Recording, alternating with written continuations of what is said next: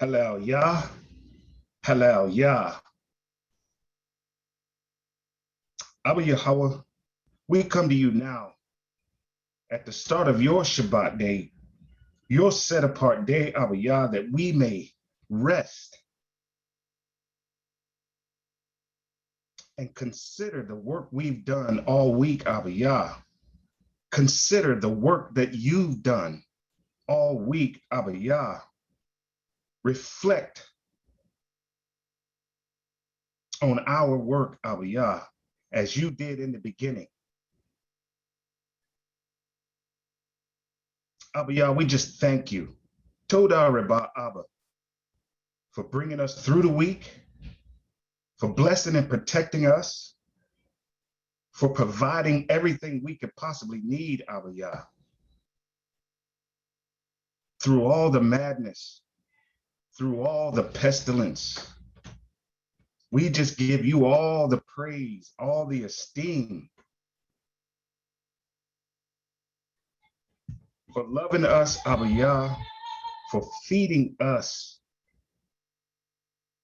Abba Yah, for blessing us with your Ruach HaKodesh, your Holy Spirit that gives us shalom, that leads us in the truth, that we may gain wisdom and understanding of who you are and who we are, and more importantly, whose we are. As we go into your word tonight, Abba Yah, we just ask that you bless this assembly. Bless this gathering, Abba Yah, with your Ruach, that we may be strengthened, that we may be reminded, and that we may be taught, Abba Yah. Let your Ruach inspire Moreh Samak and anyone else who speaks.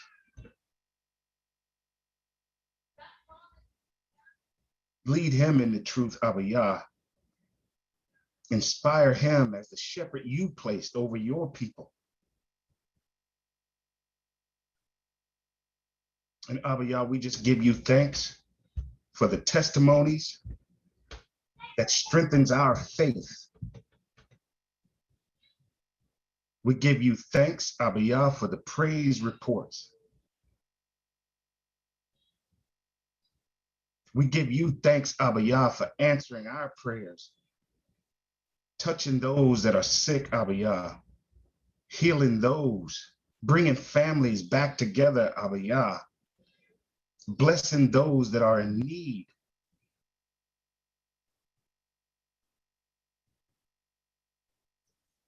In all things, Abba Yah, we give you praise and thanks. Blessed are you, Yahweh.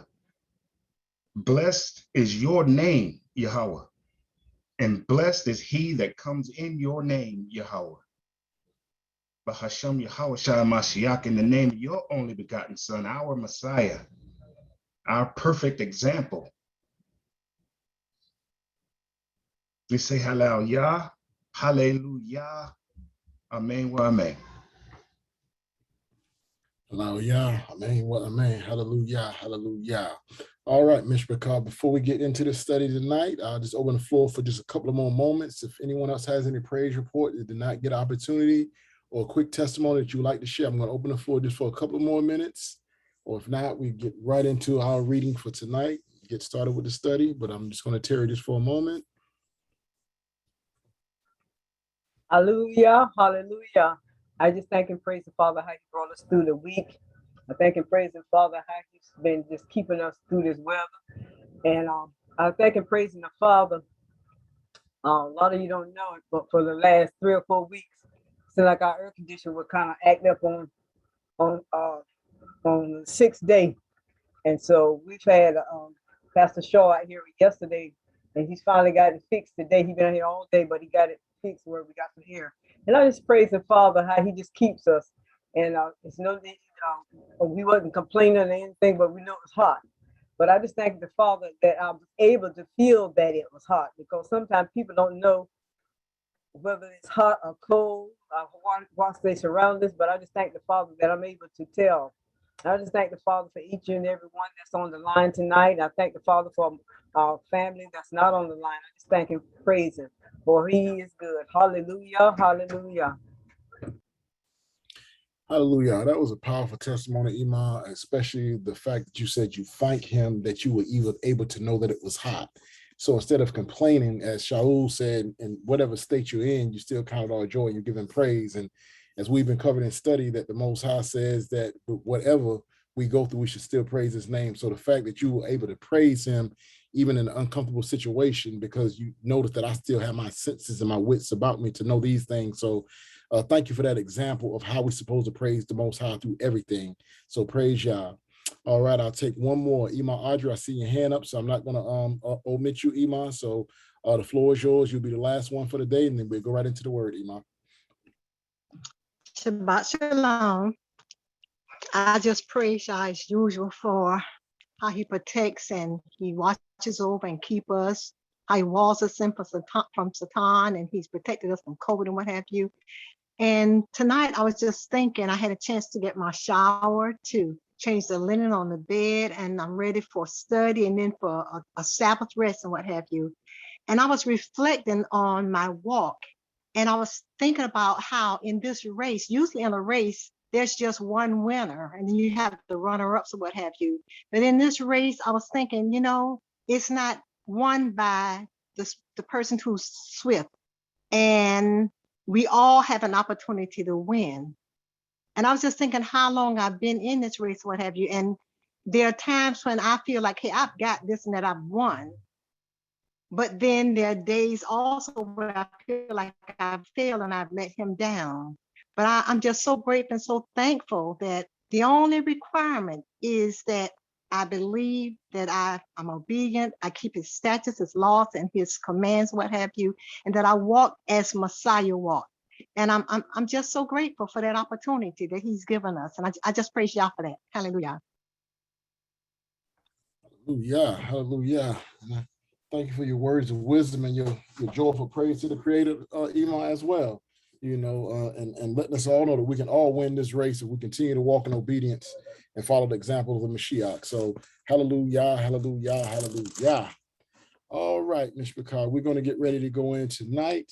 Once again, we'll be picking up on the chapter that we left off at last week because we did kind of a two-part study.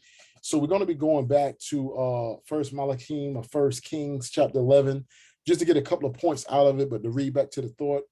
Because last week we did a focal point on Saul's writings and one law.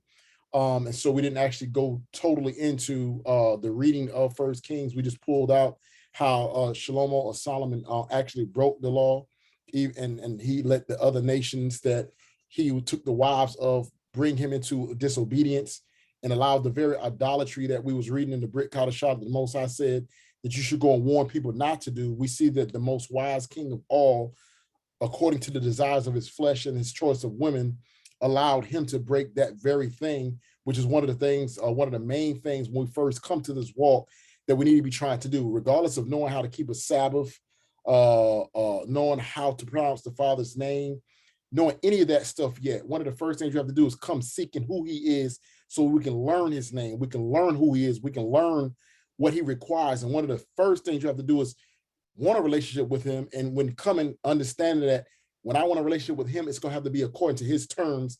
And I'm going to have to let go and denounce everything. So it starts with letting go of idols anyway. And so we just seeing that the one law for Israel as well as for the Gentiles, we see how King Solomon lost his relationship with the Most High based upon allowing other gods to be in his life that were forbidden. So we're going to be picking back up in First Malachim once again, chapter 11. Kanaka, if you would read for me, Adon. We're going to read it in total. So we'll be start with First Kings chapter 11, and we're going to go chapter for chapter tonight, Adon. So at the end of this chapter, we'll discuss it for a little, and then we'll go to the next chapter, so on and so forth. All right, so if you can begin with me, First Malachim, commonly called First Kings, chapter 11, starting with verse 1. Kanaka, give me a mic check. Let's make sure you're on. Shalom, can you hear me? Loud and clear. Yes, sir. Read on. First Kings chapter 11. But King Solomon loved many strange women, together with the daughter of Pharaoh, women of the Moabites, Ammonites, Edomites, Zidonians, and Hittites, of the nations concerning which Yah said unto the children of Israel, you should not go in unto them, neither shall they come in unto you. For surely they will turn away your heart after their gods. Solomon clave unto these in love, and he had 700 wives, princesses, and 300 concubines. And his wives turned away his heart. For it came to pass when Solomon was old, that his wives turned away his heart after other gods, and his heart was not perfect with Yah as his Elohim, as was the heart of David his father. For Solomon went after Ashtaroth, the goddess of the Zidonians, and after Milcom, the abomination of the Ammonites. And Solomon did evil in the sight of Yah, and went not fully after Yah as did David his father. Then did Solomon build an high place for Chemosh, the abomination of Moab, in the hill that is before Jerusalem, and for Molech, the abomination of the children of Ammon. And likewise did he for all his strange wives, which burnt incense and sacrificed unto their gods. And Yah was angry with Solomon, because his heart was turned from Yah Elohim of Israel, which had appeared unto him twice, and had commanded him concerning this thing, that he should not go after other gods. But he kept not that which Yah commanded. Wherefore Yah said unto Solomon, for as much as this is done of you, and you have not kept my covenant and my statutes, which I have commanded you, I will surely rend the kingdom from you, and will give it to your servant. Notwithstanding in your days, I will not do it for David your father's sake, but I will rend it out of the hand of your son. Howbeit, I will not rend away all the kingdom, but will give one tribe to your son for David my servant's sake, and for Jerusalem's sake, which I have chosen. And Yah stirred up an adversary unto Solomon, Hadad the Edomite, and he was of the king's seed of Edom. And for it came to pass, when David was in Edom, and Joab the captain of the host was going up to bury the slain, after he had smitten every male in Edom. For 6 months did Joab remain there with all Israel, until he had cut off every male in Edom. That Hadad fled, he and certain Edomites of his father's servants with him, to go into Egypt, Hadad being yet a little child. And they arose out of Midian, and came to Paran. And they took men with them out of Paran, and came to Egypt, unto Pharaoh king of Egypt, which gave him an house, and appointed him victuals, and gave him land. And Hadad found great favor in the sight of Pharaoh, so that he gave him to wife the sister of his own wife, the sister of Taphanes, the queen. And the sister of Taphanes bare him Genubath his son, whom Taphanes weaned in Pharaoh's house. And Genubath was in Pharaoh's household among the sons of Pharaoh. And when Hadad heard in Egypt that David slept with his fathers, and that Joab the captain of the host was dead, Hadad said unto Pharaoh, let me depart, that I may go to mine own country. Then Pharaoh said unto him, but what has you lacked with me, that behold, you seekest to go into your own country? And he answered, nothing. Howbeit, let me go in any wise. And Elohim stirred him up another adversary, Rezin, the son of Eliadah, which fled from his master Hadadezer, king of Zobah. And he gathered men unto him, and became captain over a band, when David slew them of Zobah. And they went to Damascus, and dwelt therein, and reigned in Damascus. And he was an adversary to Israel all the days of Solomon, beside the mischief that Hadad did. And he abhorred Israel, and reigned over Syria. And Jeroboam the son of Nebat, an Ephrathite of Zereda, Solomon's servant, whose mother's name was Zeruiah, a widow woman, even he lifted up his hand against the king. And this was the cause that he lifted up his hand against the king. Solomon built Millo, and repaired the breaches of the city of David, his father. And the man Jeroboam was a mighty man of valor. And Solomon, seeing the young man that he was industrious, he made him ruler over all the charge of the house of Joseph.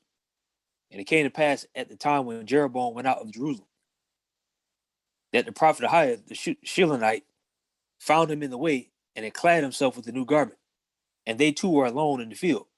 And Ahiah caught the new garment that was on him, and rent it in 12 pieces, and said to Jeroboam, take you 10 pieces, for thus saith Yah, the Elohim of Israel, behold, I will rend the kingdom out of the hand of Solomon, and will give 10 tribes to you.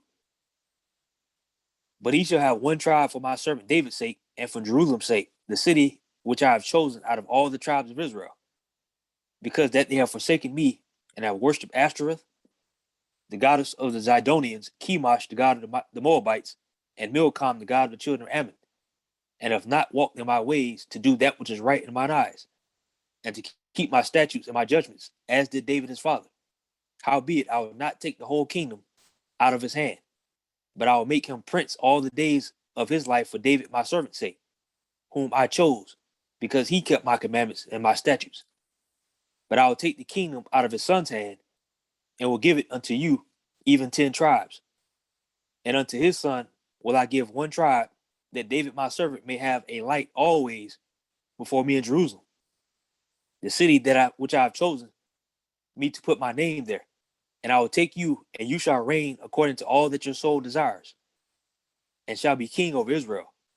And it shall be, if you will hearken unto all that I command you, and will walk in my ways, and do that which is right in my sight, to keep my statutes and my commandments, as David my servant did, that I will be with you, and will build you a sure house, as I built for David, and will give Israel unto you.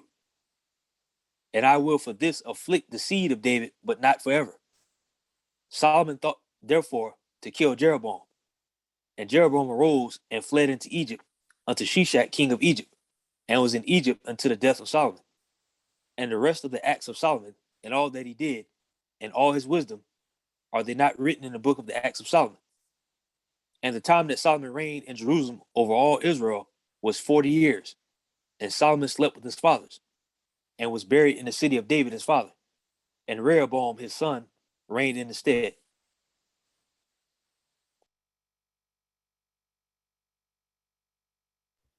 Hallelujah, hallelujah. I told her for that, Adon. All right, Mr. McCall. So I'm going to try not to be in this chat but so long, but it is a lot of points that's in here. So one of the things that I try to do is make things as visually clear as I possibly can, the way that it comes out to me. And over my years of study, there's times when I would skip certain writings because I'm like, what am I supposed to get out of this? It's all war and all this stuff. I don't see the spiritual content. But as maturity and as you read more and you start understanding more of the word, you will see a whole lot that's here. So what was written for, as it tells you in the book of Timothy, what was written for aforetime was written for our learning. So there's things that was written for us to learn from. So once we study, and we study the volume of the book, we study the Torah, Tanakh, and the Brit Hadashah, which is commonly what's commonly called the Old Testament, the laws and the prophet, as well as the New Testament. And so when you start studying all these things, what happens is the Ruach will now activate in you understanding, all right? And so as we covered last week, it tells you that wisdom is given to those who fear the Most High. Wisdom is given to those who study his Torah. So if ever in the Brit Hadashah, which is commonly called the New Testament, something we don't quite understand and we can't figure it out, part of the reason why sometimes we can't understand it is because we didn't start with where wisdom starts, and wisdom starts with the Torah, because that is the word and the will of the Most High already written down. So as we read through the scriptures, what we see in the books of the writings, and again, the Old Testament, which is called the Tanakh, the T stands for Torah, the N stand, which is Nabi, which is going to be Nabium, which is going to be prophets, and the K stands for Ketubim, which is the writings. So you got the Psalms, you have the prophets, which is Isaiah, Jeremiah, Ezekiel, so on and so forth, and the Torah, which is the first 5 books of Moses, all right? Or commonly called the first 5 books of Moses, which we know is the law of the Most High. So all these things are making up what's called the Tanakh. And then we have the Brit Hadashah, which a lot of people want to call the gospel, the Besorah, so on and so forth. But when you actually start reading all of them, and the Ruach will now start bringing things back to your remembrance, and you'll start connecting them together and be able to start seeing things come off the page and come alive to you. And that is the reason why when some people think that we are just about the Torah, the Torah is our foundation. It is the will of the Most High that's already written. And in the Brit Hadashah, commonly called the New Testament itself, it already tells you that the Torah or the law is holy. You can find that in the book of Romans, right? So when you start to read this, you can see the mistakes that was made by Solomon. You can get a clear understanding of a covenant, because all throughout the book of Kings is going to be talking about covenants. A covenant, which is going to be the word Brit. So when you hear Brit Hadashah, the word Brit is covenant, all right? And what a covenant is like a contract, a cutting in, a scribing into your heart, a etching in. It is something that's supposed to be written. is confirmed, right? So whenever there's a covenant has already been written. So there's no such thing as what the world has given us as a new covenant, meaning there's something different than what the Most High has already given Israel. So the reason why it is hard for us to see the laws being done away with is when we read the Torah, the Tanakh, and the Brit Kadashah with the Ruach leading us, we can now go to the text and we can see that they got punished for breaking his laws, statutes, and commandments, for breaking his covenant. Okay. And so with that being said, I'm going to go ahead and go in. So of course, we already know Solomon went off because first of all, he wanted to be with strange women that he was already, or Israel was already warned not to deal with. Again, as we covered, not based upon the world today, how people view things based on skin color. And that's the reason why. It was not to do with skin color. It had to do all with worship. It had to do with customs, traditions. It had to do with lawlessness. These people of these other nations, the gods, the idols that they serve is not the Most High. And if you, according to the book of Devarim and the Torah, it tells you that when you go into a land and you go into a land where the strangers are, you're supposed to destroy all of their images, destroy all of their idols. That's the Torah. So for the king himself to know this, because for those who don't know, a king had precepts going to be with him. A king was going to be Mashach or anointed. So the very first anointed was any king of Israel was anointed. So that's why when we look at the Mashiach as the Prince of Peace, then he becomes, we also look at him as a king. The term Mashiach comes from the root word Mashach, which is to anoint or to pour oil over their head, right? So all kings in Israel were anointed. All kings in Israel had to know the Torah and they had to write it down. They had to know Torah. So there's no way possible the wisest king of all did not know better. He chose to do as we do sometimes. He chose to do it his own way. He chose to compromise because he knows way better than any of us know that whenever you come into a land, according to Torah, you're supposed to destroy all their images, all their idols, and you're not supposed to question or even want to have any idea how they ever worship those gods. So he allowed his wives to bring that stuff into the kingdom, build those idols and establish them. So right there, he's now breaking the bond between him and the Most High because he has more of a bond towards his wife. Now, it says here in verse 3, and he had 700 wives, princess, and 300 concubines, and his wives turned away his heart. It's written this way because what it wants us to understand is the fact that he went against the word of the Most High or the counsel or the guidance that he got, that he was not supposed to go into these women. It is written to let us know that him having these women in his bosom is what caused him to go off. But now just my edification of this, what I want to say is, but I don't give credit to the women at all. The same way a lot of times brothers want to give credit to Eve, you still got to fault Adam because Adam was given specific command in the beginning, regardless of what his wife told him to do, he should have still obeyed the Most High. So that's why as men, each Elohim, do not look for the cop-out and the blame, even though we know what the text says, and it is true. Of the woman is the beginning of sin, Cain. But let's look at it from a more informative perspective. What did the man do wrong? He was supposed to correct it. He was the covering of his woman. He could have put it back in order before it spread to the generation to generation to generation, but he still went along with it. So we don't teach it from the perspective like some brothers, and they want to bash the women as the women being the fault of this from Eve, right?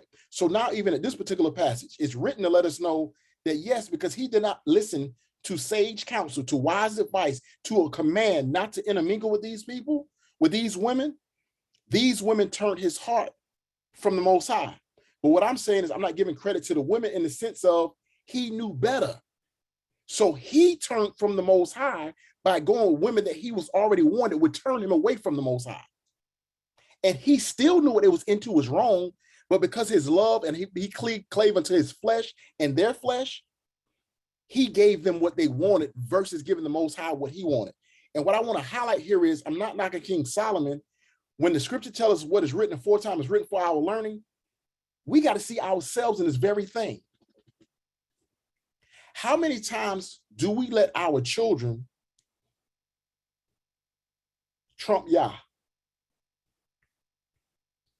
How many times do we let our wife trump Yah, our mother trump Yah, our father trump Yah, our family trump Yah, our friends trump Yah, because we don't want to offend, or we want them to feel comfortable, we want them to feel welcome. But how does it make Yah feel? Have we ever considered how it makes the Creator feel when we are compromising, thinking that we're doing good deeds and being kind and loving? How do we think it makes him feel?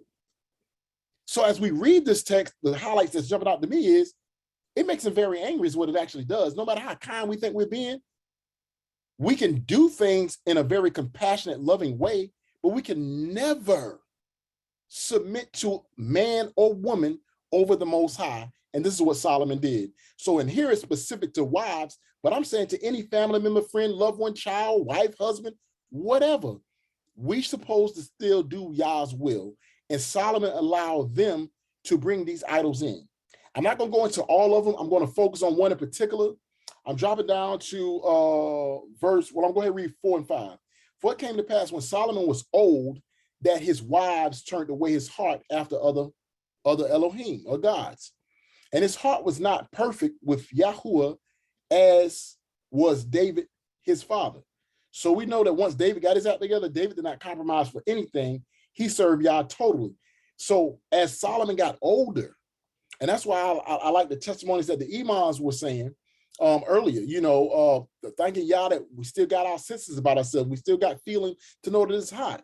Imam says, sometimes I think that I've made it, and then sometimes, I might not be where I felt I was, but praise the Most High, we all still have an opportunity to win the race if we stay on the path and we do what the Most High commands us to do, right? But in his old age, you can best believe Solomon already know he was chosen by the Most High.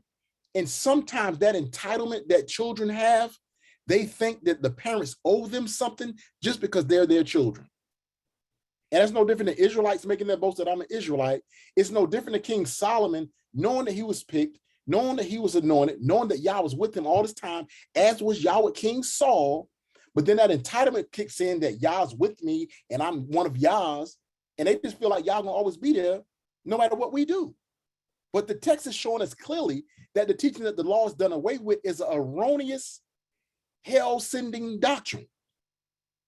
Because we see here that this king in his old age, who probably felt like I'm living in righteousness for a very long time, you get to your older years and you kind of fall off and you allow things that you wouldn't allow in your younger years because you've given in to these women and you allow these idols to come in. But the one I want to focus on is, for Solomon went after Ashtaroth, the goddess of the Zidonians, and after Milcom, the abomination of the Ammonites. So it's telling you who these idols belong to, right? But the reason why I'm focusing on one in particular is because some of them, we can focus on the other ones at another time, but I want to focus on this one in particular because there are things that's associated with very ancient evil spirits or idols that's still living today that people think is innocent and fun and loving and for the children, or we can do it in church. So the one that I'm focusing on is Ashtaroth. The reason why I'm focused on Ashtaroth is because Ashtaroth is the goddess of fertility. She's a fertility goddess, right? Why am I focusing on that? Ashtaroth. Does that sound familiar to anyone modern times? Before I go where I'm going, Maury Ben and I, you can't say nothing, Naki, so don't even jump in there on that one. I'll give you the floor where you can share more, but I can't let you answer these type. All right, Shah Shamar. Yes, sir. I'm gonna say Salone. I'm gonna say Easter. All right, boom. Why would you say Easter? Most High put on my spirit to do some research. Okay, so the Most High done put it on your spirit to do some research, right? So yeah. Upon your research that you've done, my young Ak, what did you find upon your research? It's basically the goddess fertility, and they basically they switched it, I guess, to make it more presentable to the Christian church. Because when I was young, I had no idea, what it was associated to. You just think about, Easter Bunny and you get kids, but as I got a little older, I started doing research, the origins of it, it's it's linked to a false idol, Mhm, false god, and mhm, it's got to stop doing it. mhm. Hallelujah. So you used the key word there was you started searching the origin of it. So one thing that we should do, Mr. McCall, when we're talking to our families, friends, and loved ones, don't always try to have to over teach them. Just present them with information, websites, dictionaries, encyclopedia, history. Type in what's the origin of. And the origin is where something begins. It has a beginning. What's the origin? Where does it originate? And then it's on them to make their own decision, right? Danielle, I seen your hand up, my sister. You got the floor, and now I'll continue. And looking at it, I believe it was they were going before like their temples or the gods or whatever, having like these orgy acts and all this stuff, presenting it up as offerings. And that's Mhm. kind of like where the eggs and the Easter and all that stuff came from. So it was very demonic Mhm. to have that figure, because that spirit was kind of bringing people together in order to do that before the temples and so forth. Hallelujah. Hallelujah. So Ashtaroth, and if you just hear Ashtaroth, and depending on the Hebrew dialect some may use, it sounds it not only because he did his research, but a star Easter, a star Easter. Now Ashtaroth, just giving her full name, is the goddess of fertility, and it was a whole lot of those wicked fertility acts that they were doing, as Coach Danielle was saying. But now, just a history on Easter. Bunnies don't lay eggs. But if you do your research on a rabbit, it's going to let you know a rabbit is one of the most fertile animals out. So they have a fertile animal, putting it up in the church as the Easter bunny, and you passing out all these eggs, you just passing out wickedness. It comes from someplace else, but as Shai Shamar said, they masked it and made it look good and colorful and pleasant. And you go and you say that Bible verse, that if you're quoting the right Bible verse, you know that's wrong to do anyway. And they've created this, and this is going on around the time. We should actually be talking about our Mashiach and how he gave his life. We should be remembering what happened during the Exodus out of Mitzrayim of Egypt on Pesach and Passover, and telling everybody we need to be actually preparing ourselves to purge leaven to come back to the Most High as they had to do at that time. They're not mentioning any of that in their Bible verses. However, they have an idol in the temple, or something that they don't even know is an idol, and they don't know the origin where it comes from. This stuff started many years ago. King Solomon allowed it in. And it takes on different forms, and it takes on this innocent appearance. But from generation to generation, they've taken crafty counsel to make sure we would do anything except keep the commandments of the Most High. And here it is, we have the Easter during one of our most high holy days, which is Pesach or Passover. All right, Jermaine or Kiara, whichever it may be, the floor is yours, Francis family. Shalom, everyone. It's Jermaine. So, I said the Easter thing I never really got. Never really got it. And like Shashma said, once I start doing research on it, you're right. Rabbits don't lay eggs. But if you didn't do research, you wouldn't know that. You just go with it. A lot of people go with what is told by someone who they think is in charge. They don't take the time to feed themselves their own knowledge. They just go along with it. And yeah, people have been deceived, but if you do research, you can find the truth or the proof.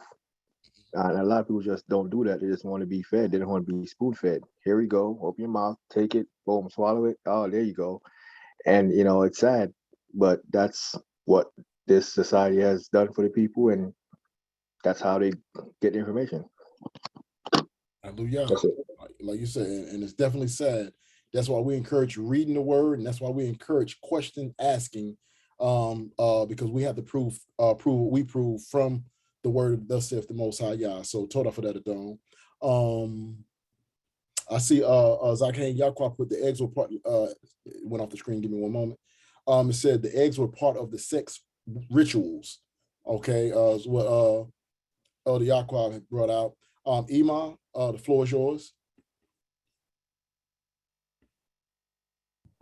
I just want to lamb chop off of what he just said about doing your research. I know when my husband was pastor, because well, my mother, she always raised us a little different than other people. I think her heritage was passed down, so we didn't really do the Easter thing. And so my husband, when he got a church, they was on him about doing Easter. And so I did my research. And what I did, I talked it over with my husband. And when they get ready to make the announcements, I had it printed out and gave it to the person to read the announcement to read it, because they was kept on him about doing Easter egg hunts. And we said we don't do that. And so when we did that, and he read out where it all started and all that, we didn't have no problem with the church again asking us about doing Easter egg hunt. So with people, if you stand your ground and get the research, I found out with us, you have to show it in black and white that why we don't do things. I yield. Toda, Iman. All right. So moving on, I'm dropping now down to back to verse 5. It says, for Solomon went after Ashtoreth, the goddess of the Zidonians, and after Milcom, the abomination of the Ammonites. So again, things that we say is innocent. What I want to go to is the word that's there for abomination. So there's several words that's used for abomination. Generally, it's the word to'eba, but in this particular one is shequats or shekuts.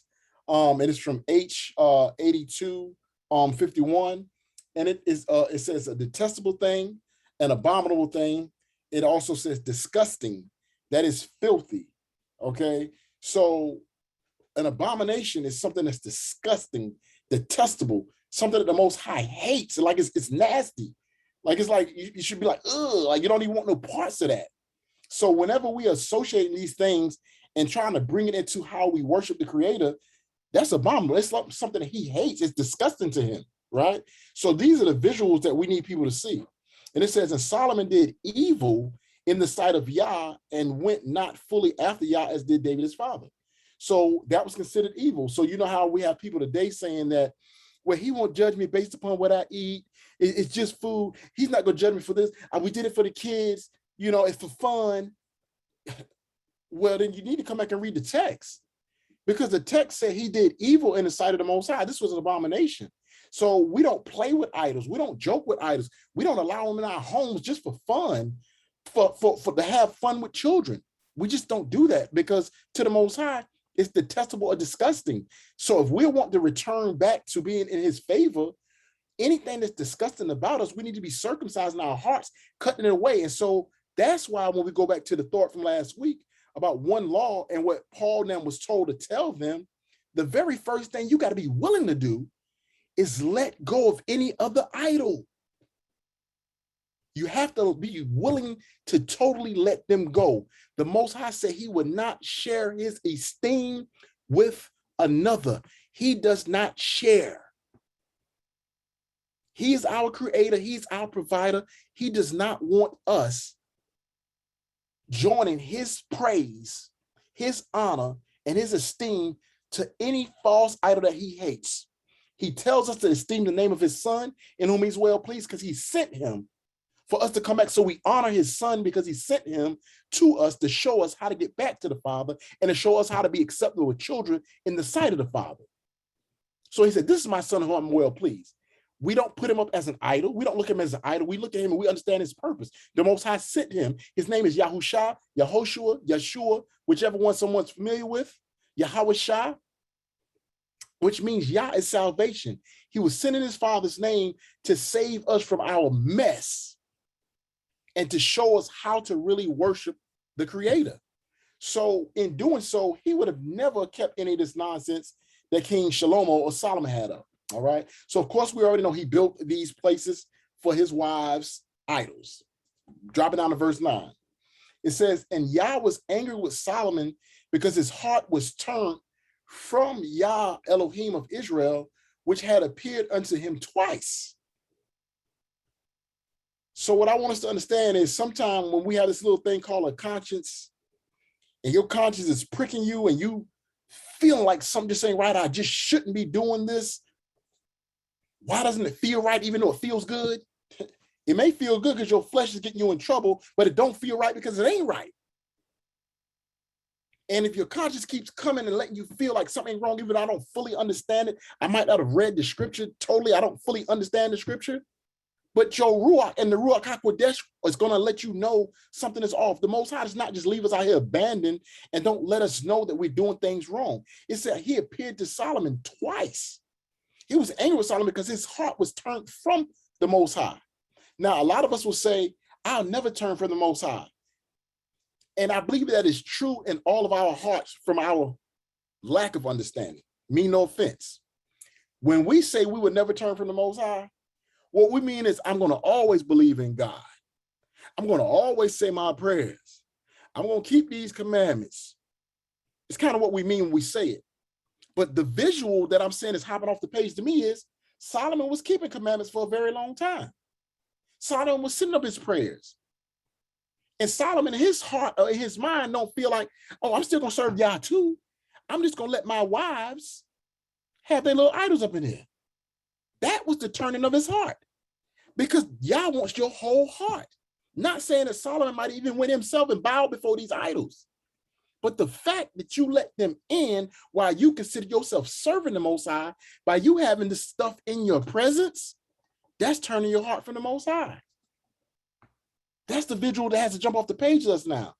We have to stop always thinking that we're Yah's children, and we need to start seeing when we may not be Yah's children so that we can repent of those things that has us turned from the Most High, and we can do what his word says, just turn back to the Most High. Just repent. So this thing turned him from the Most High by him allowing, I want y'all to see this, by allowing someone else to be in error. And had commanded him concerning this thing that he should not go after other gods, but he kept not that which Yah had commanded. So like for all of us, Yah has given us instructions, and sometimes we just don't keep the instructions. So let's go back real quick. I'm going back to 1 Kings 9.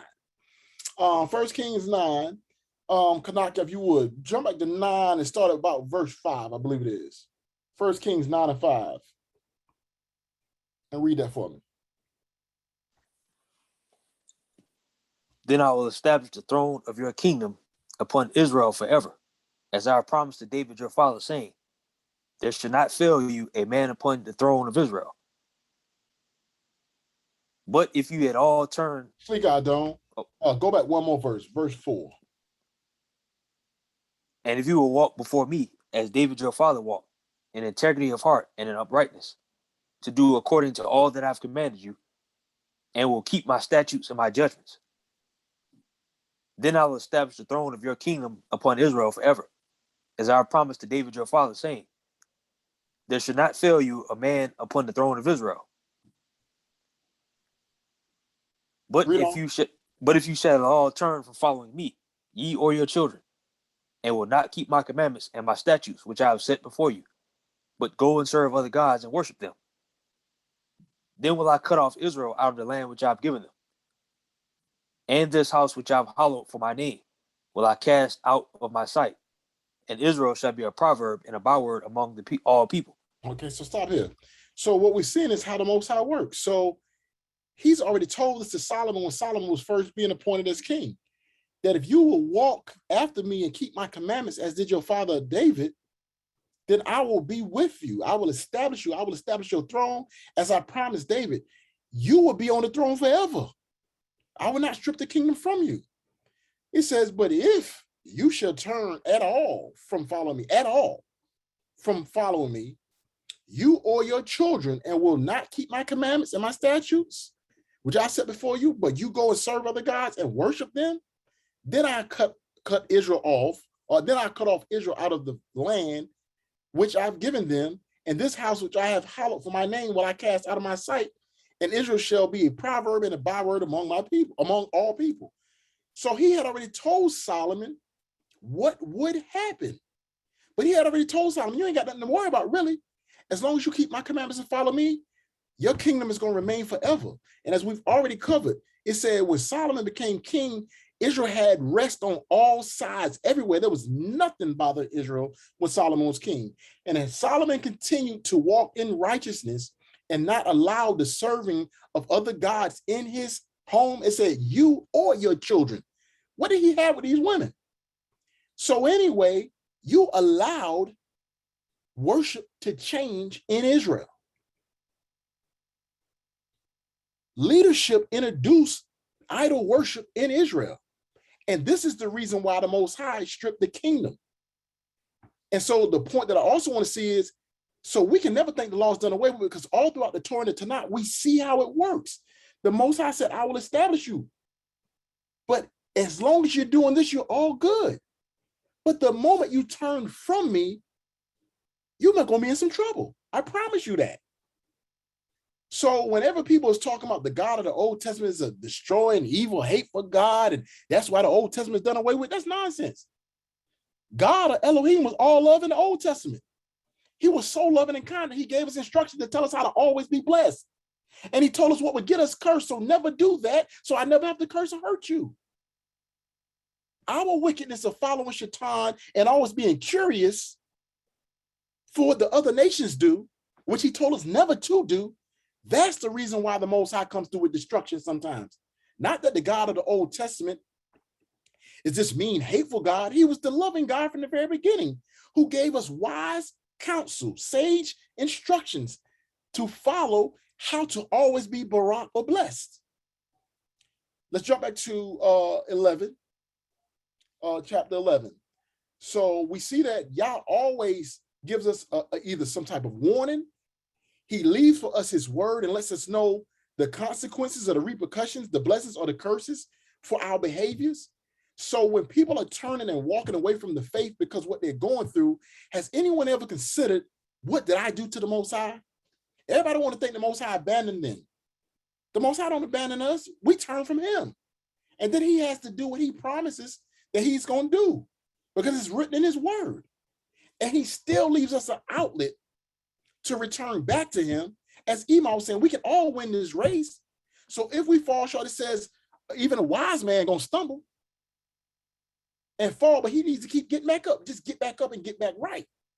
Moving on, dropping down now to verse 10, verse 11. No, verse 10 again. And had he commanded him concerning this thing, that he should not go after other gods, but he kept not that which Yah commanded. So the very thing again, as we covered last week, tell them don't have idols. That's one of the first things, get rid of idols. Don't have anybody else in your mindset. Solomon allowed this in. The Most High said that's why he didn't keep his commandments, for this very reason. Wherefore Yah said to Solomon, for as much as this is done of you, and you have not kept my covenant and my statutes, which I have commanded you, I will surely rend the kingdom from you, and I will give it to your servant. Notwithstanding, in your days, I will not do it for David, your father's sake, but I will rend it out of the hand of your son. Look at the righteousness of the Most High, and I want y'all to see how he is in his word. He already told Solomon, just the same way with Saul. Saul's kingdom was already stripped from Saul, but Saul still served for a while, but the kingdom was already going to be given to David, but Saul had already lost the favor of the Most High. Right here, we see that Yah was so upset with Solomon. He said, I'm stripping the kingdom from you, but I'm not going to literally do it right now for your father David's sake, for his name's sake, because I told him what I would not do. So when it comes time for your son to be king, I'm going to strip that kingdom. I'm going to strip the kingdom. I'm going to render. I'm going to separate it from you because of your nonsense, your disobedience, because you did not continue the house of your father David, who walked after me with all his heart. You have now turned to other mighty ones. So the Most High, just like he gave a covenant to Abraham, Cain, for Abraham's children. But it's if Abraham's children will walk after Abraham, then the Most High will be their God or their Elohim. If Israel and Abraham's seed will not walk after the Most High, then we're not in the covenant with the Most High. The Most High don't have to be our Elohim, our God. He don't owe us anything but curses. So we can see that all throughout the Torah, it paints the picture of us walking in obedience, not by being commanded, but because we love the Most High. And if we love the Most High and we believe in the Most High, then our faith should have us want to walk in his commandments and his commandments only. So Solomon was warned, and he broke that very commandment that had rest. And so now I'm dropping down some more. So of course he said he was going to take the kingdom from him, but he was not going to do it in the time of his time, but he's going to do it in his son's time.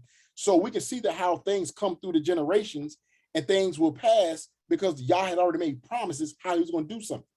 So we've already read this last week. So of course we know it now says that Hadad the Edomite was going to become adversary to the Most High. So the Most High now, who was the protector and the provider for Solomon and Israel, because of what Solomon has did or has done, what Solomon has done has now made the Most High upset to the point where he's now raising up adversaries to go against Solomon.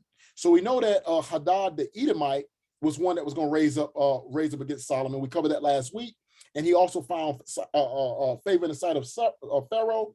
But what I want to jump down to is now this, 11 and 25.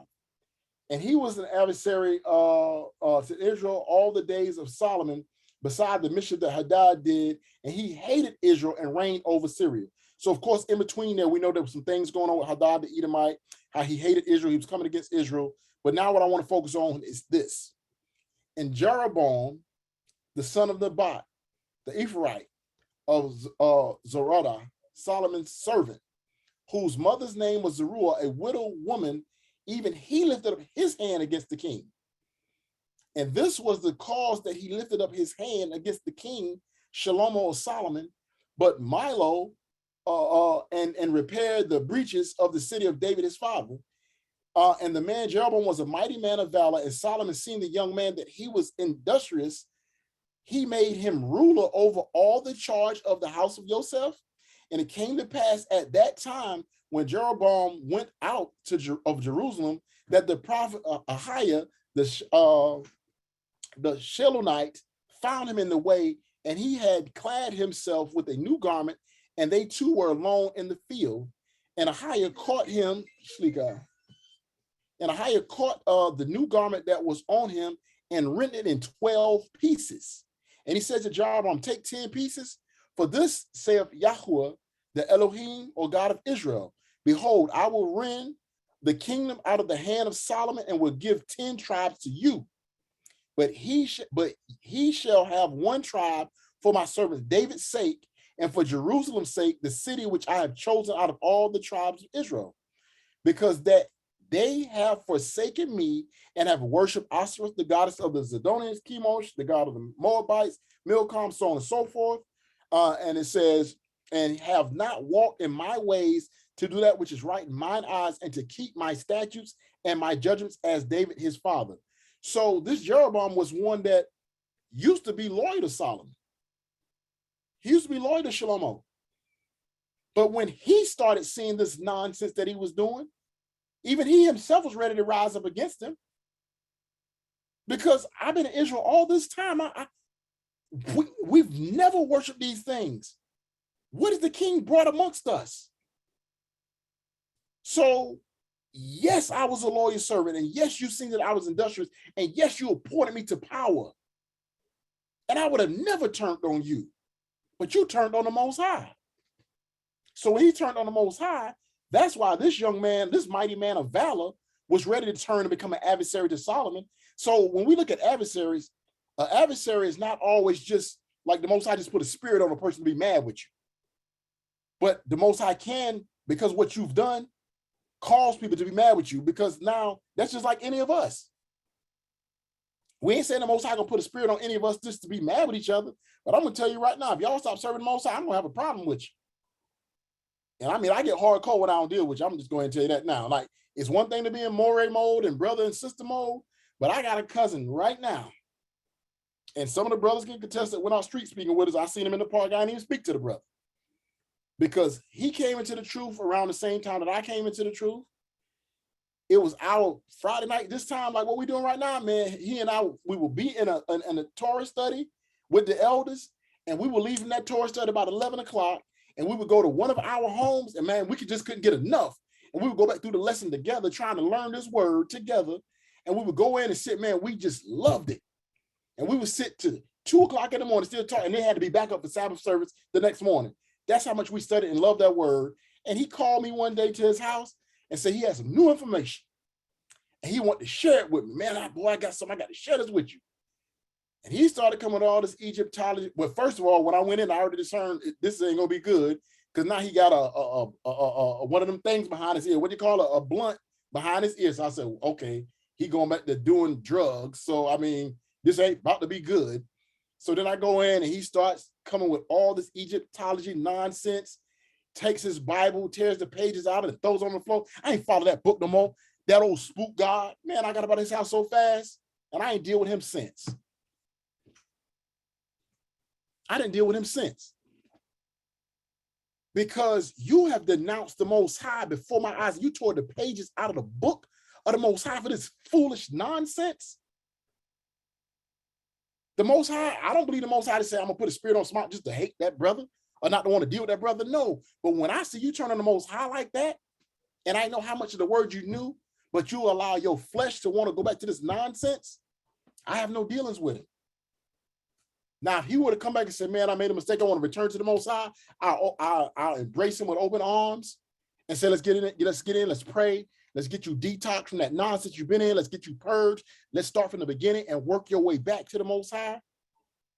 But as long as he's out there trying to do his little movie thing now, and you know, the powers that be is making him a little famous in his whatever he got going on, that's his life now. Won't call no names, but I don't deal with him for that reason. So that's what happened with this young man. He got upset with Solomon. You really worshiping these things now? You letting Israel worship these things now? Didn't the Most High tell you not to have this up here? So now when the prophet comes to him and grabs hold of his garment, the garment gets torn into 12 pieces. We have to start really paying attention to the scriptures also, Mishpachai, so that we can see the significance of numbers. The more scripture you know, the more the Ruach can reveal to you things that the Most High is trying to reveal to you in the natural. There will be some natural things that will take place that you'll be like, oh, this ain't got nothing to do with the Most High. Simply a garment getting torn into 12 pieces might be telling you something. If you was back during this time. And now that we're reading it now, hey, let one of our garments get torn exactly into 12 pieces for somebody grabbing on it.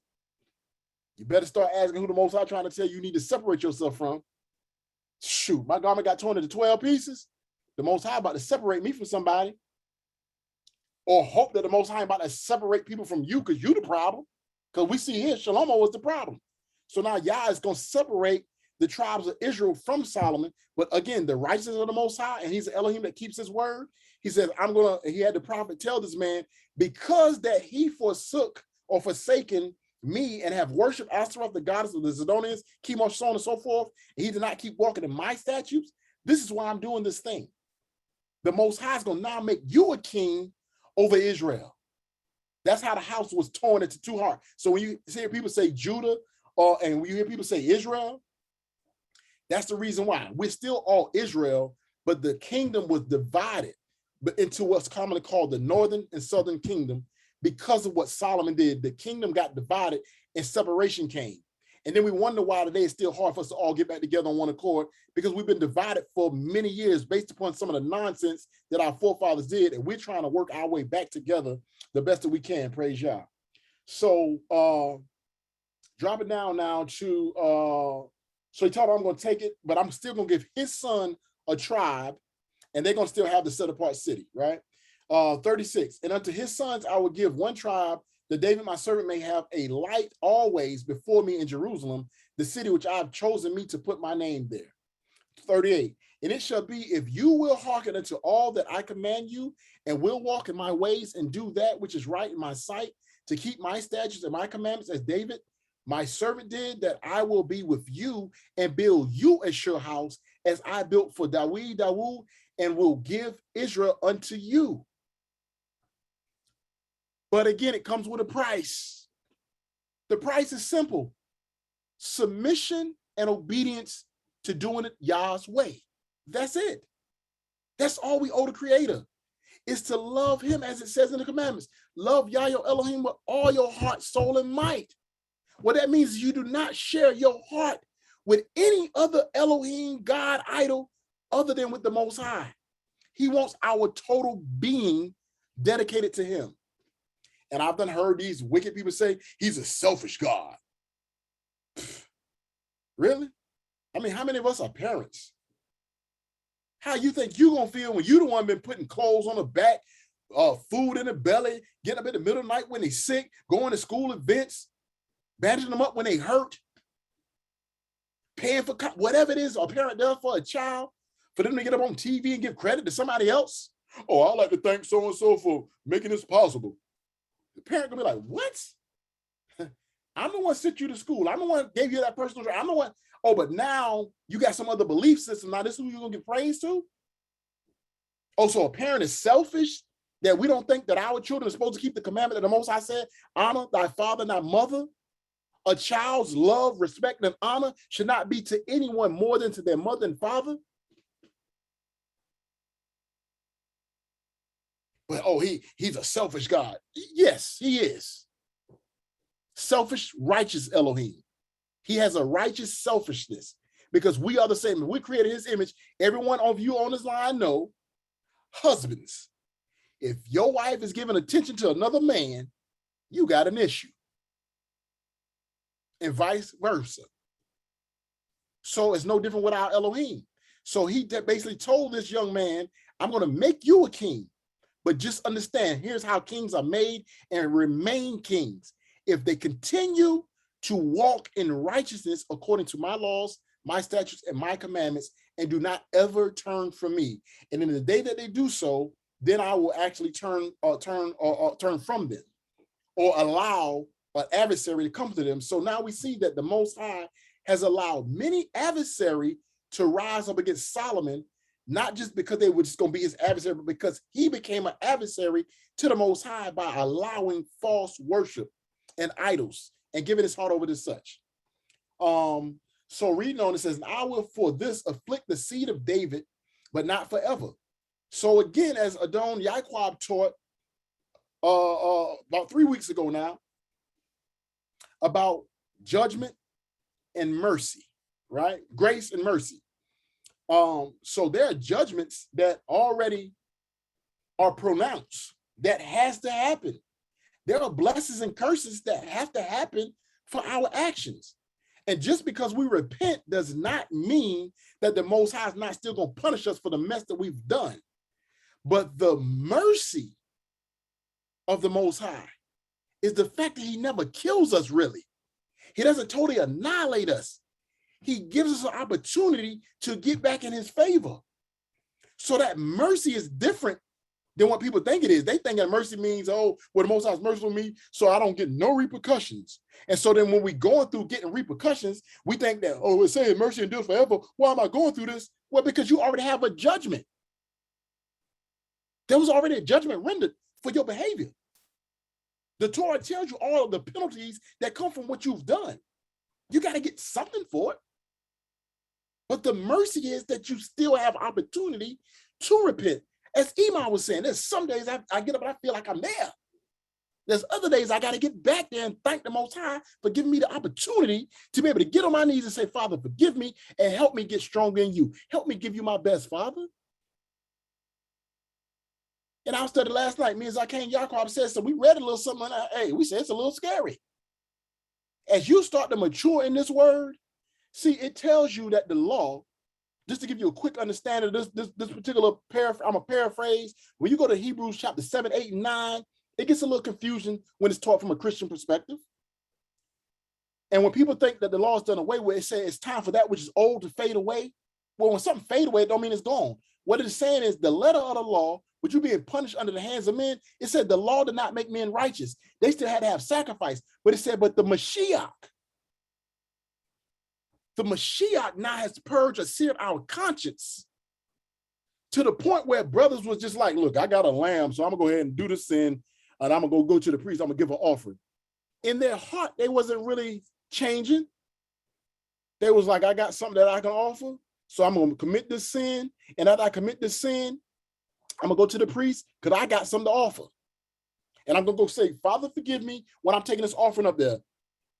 That's what they were speaking about when you get to the book of Hebrews. The law did not make men righteous because they wasn't doing it in their heart. But when Mashiach came and gave his life, and when we seen that he died for us, how he lived in righteousness and tried to get us to really understand it and gave us the right ruach that we're supposed to be in when we come to these laws. And when it says, when you are sinning, you crucify or you would torture him afresh. Man, when I read that back in my young days, and I'll read that for some of y'all sometime later, in case you never heard it, it says that when we're in sin, it's like we're taking the Mashiach through that punishment, that torture that he took for us all over again. And when you understand he gave his life for your life, it should make you want to stop sinning. So now your conscience should be pricked. Your conscience say, oh, I don't want to do that. Forget having an offering to take up. I don't even want to make the mistake. Someone died for me and my mess. Man, I'm sorry. So now the consciousness, the ruach, that's what it does to us now. That ruach is now trying to give us 2, sometimes 3 opportunities to turn around before we do something that we'll regret. And I'm going to tell y'all, Mr. Rock, because I'm transparent. I'm transparent with mine. You do not want to feel the shame of failing the ruach. You don't want to know what that feels like. To know that you've been warned and to allow your flesh to give in one last time when your conscience have told you no, no, no, because the ruach has told you no. But you allowed that flesh to overtake you. And you did that thing. And it will feel good for that moment. And immediately after that moment of that feel good, you think you're going to die. You have the chills and the shakes. What did I just do? You know what's wrong before you did it, but you still did it anyway. And when you get that feeling, it sure helps you get another self-control. Driving home from that sin you committed, you think you ain't gonna even make it home, you be so scared. Let me warn you to never have to feel that fear. Zakane Herman, may the Most High bless his memory and his words to us forever. He shared something with me and with a lot of the Akim. Only a fool would say, I got to make my own mistakes. I learn from my own mistakes. Only a fool would say that. He said, if a man has already made a mistake and told you the consequences of the mistake, why you got to go and learn for yourself? Why you got to go make that mistake? He's already told you it's a mistake. He's already told you what it cost him. I got to learn for myself. No, you need to stop being an idiot. Be obedient to the commandments of the Most High. Do not let anyone sway you to give in to wickedness, because that's how we get on the bad side of the Creator. So here, this young man rose up to be a king, and it was said that because he was upset with Solomon, because Solomon started worshiping idols and allowed idol worship, and the Most High let him know, as long as you keep these commandments, you have nothing to worry about. But the point that I was going back to, I will for this afflict the seed of David, but not forever. That's the mercy. That's the mercy. But did you hear what he said though? But I'm going to afflict the seed of David. They're going to be afflicted because of this nonsense. There's repercussions because of this nonsense.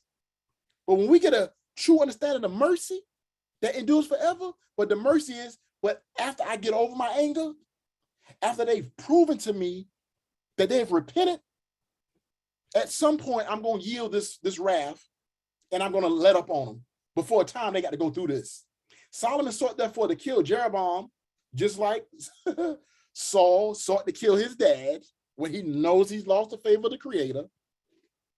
So he sought to try to kill Jeroboam. And the rest of the acts of Solomon are written in the books of the acts of Solomon. And Solomon slept with his fathers. It talks about how long he reigned. So he reigned 40 years and he slept with his fathers. All right. Moving on. Before I go forward, Moray's elders, do y'all have any words that y'all would like to share in this particular passage before we go forward? Any other comments? I would like to yield the floor because I don't want y'all to lose y'all thoughts if y'all have any at this point, and we can go forward to the next chapter. So do y'all have any words before we go forward? Yes, ma'am, Imam.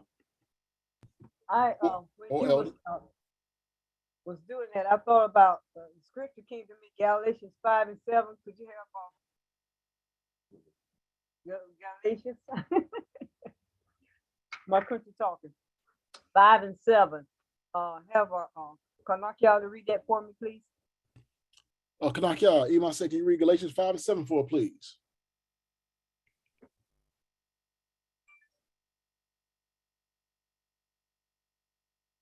Galatians 5, verse 7.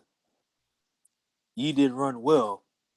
Who did hinder you that you should not obey the truth? Yeah, that scripture when you was talking about how we supposed to keep the commandments and stuff, and sometimes people don't realize that's also telling us that in the, as they can say, the New Testament, they always telling us that also, that we, how do we let things turn us around and get caught up in worldly things. Who calls us to do that? Good pull, Iman. Good pull. Hallelujah. Hallelujah. And that's the thing, like how are we getting ourselves back entangled into nonsense and who's hindering us from obeying the truth? You know, that's our flesh that does that, because if we walking in obedience, then we should just continue to follow in righteousness. Zakan Yaquab, I see your hand up, Adon. The floor is yours, sir. Toda Moray. I was just going to mention, you know, how he raised up the adversary against Shlomo. I was just going to mention that in, I think it's one of the Samuels, where he said if David messes up, that he would punish David with the rod of men, you know. So he's raising up that rod, like he said, if y'all disobey me, then I'm going to use the rod of men to punish you, you know, to chastise you. And so we see that too when he started raising up the Edomite and, you know, was it Jeroboam? Sorry. Toda. So again, it's already written the things that he would do. And that's why, like we said, what's written for aforetime is written for our learning.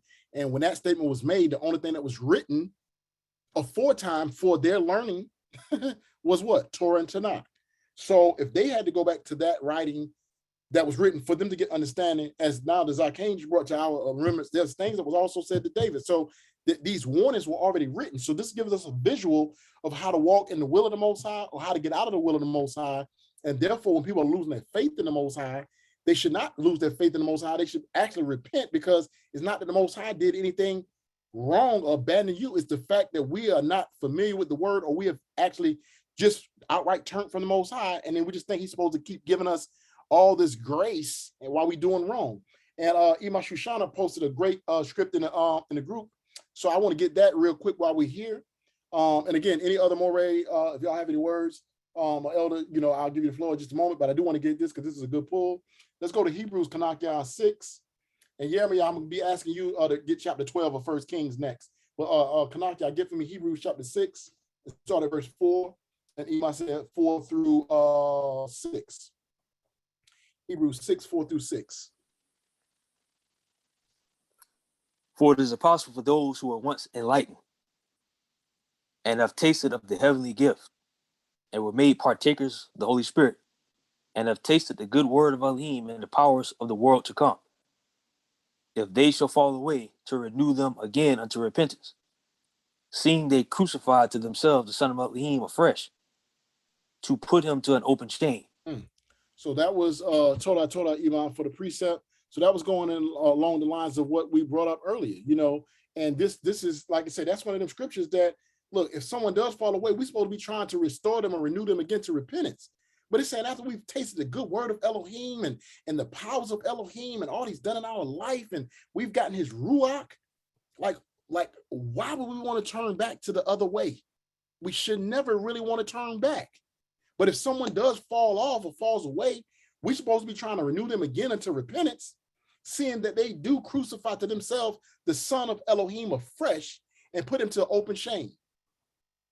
So if we go back to the Torah, it says, do not take the name of Yahuwah, your Elohim, in vain, right? Whenever we around here calling ourselves children of the Most High, followers of Mashiach, and we back turn to the world and living all sinful in front of people after we done made such a boast, for one, we're crucifying him afresh, And we also bring shame to his name.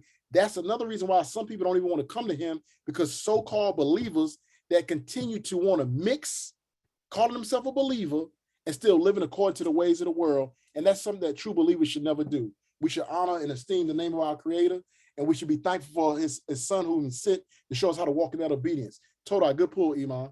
Moving on to 1 Kings chapter 12. I didn't see any more raised put their hands up, so we're gonna move forward to First Malachim chapter 12. Yeremiah, give Kanak God break, please, sir. Yes, sir. You want verse 1? Yes, sir. You'll be taking it from the top. Yes, sir.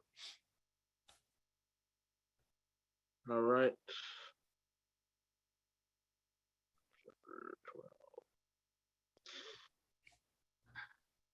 It says, and Rehoboam went to Shechem, for all Israel were come to Shechem to make him king. And it came to pass, when Jeroboam, the son of Nebat, who was yet in Egypt, heard of it, for he was fled from the presence of the king Solomon, and Jeroboam dwelt in Egypt, that they sent and called him.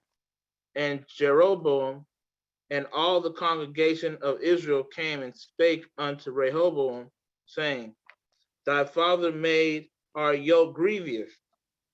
Now therefore make thou the grievous service of thy father, and his heavy yoke which he put upon us lighter, and we will serve thee.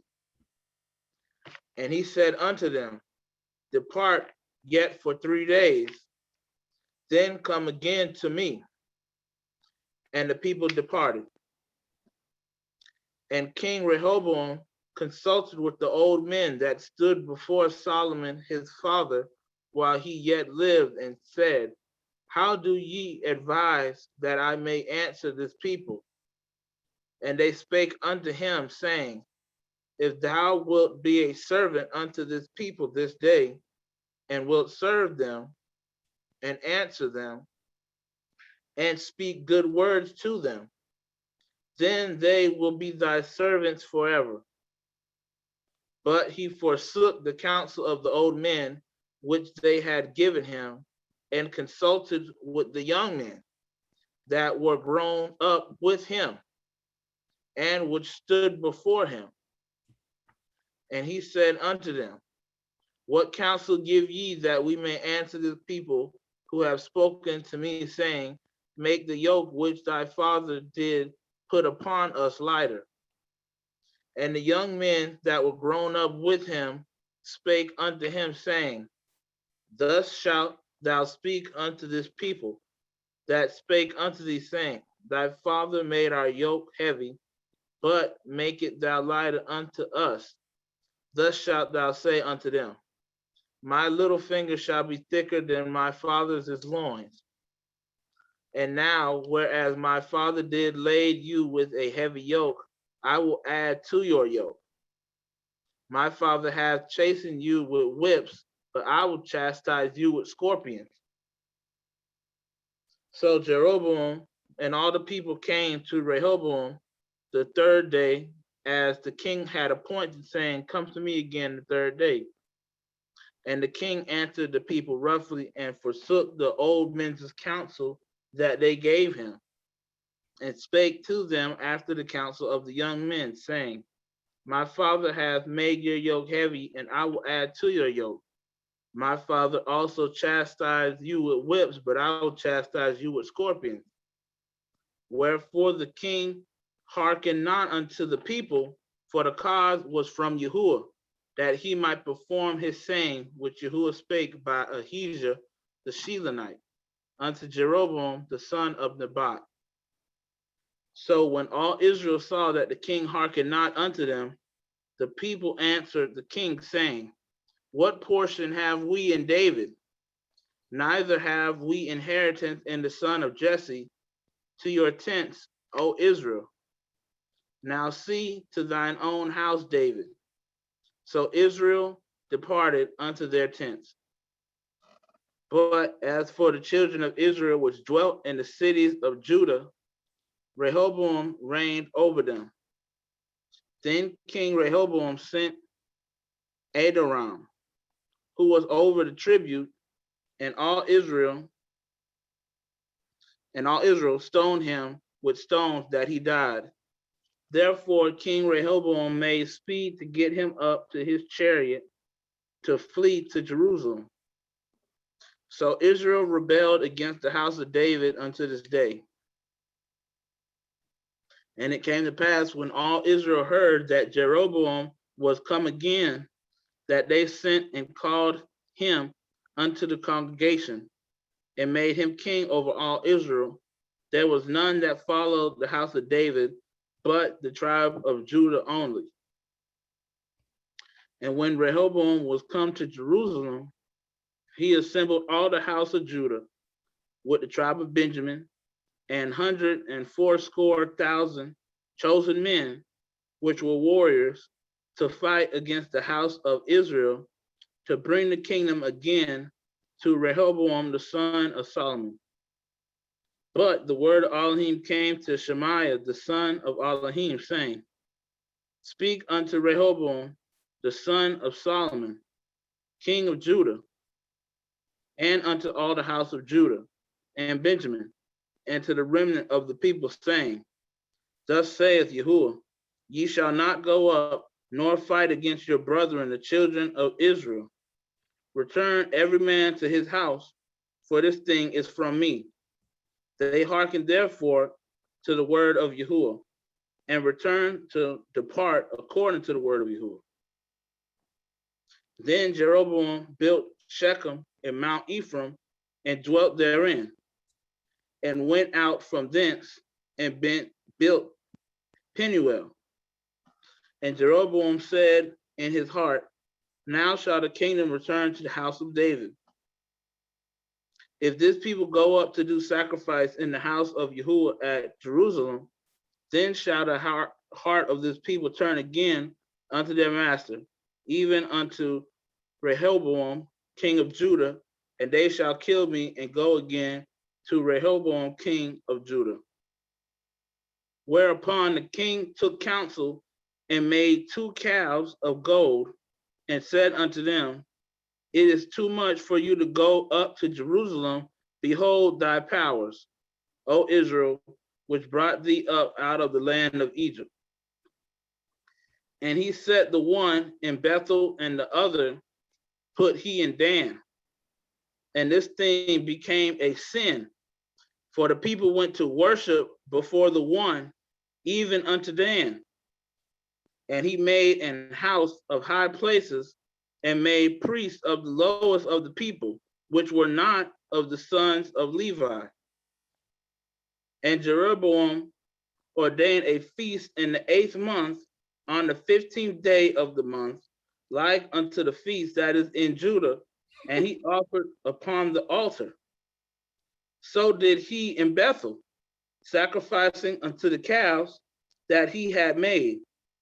And he placed in Bethel the priests of the high places which he had made.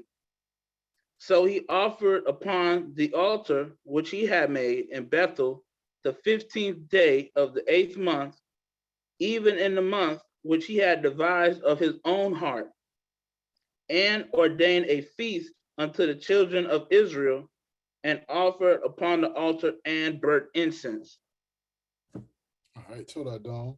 So I'm going to do this chapter differently. I'm going to open the floor to you all first. What's something that's jumping out in this chapter to you? What do y'all see going on in this chapter here? You can do the hand raise, and I'll yield the floor. So what's something that you see going on here? Okay, Iman, the floor is yours.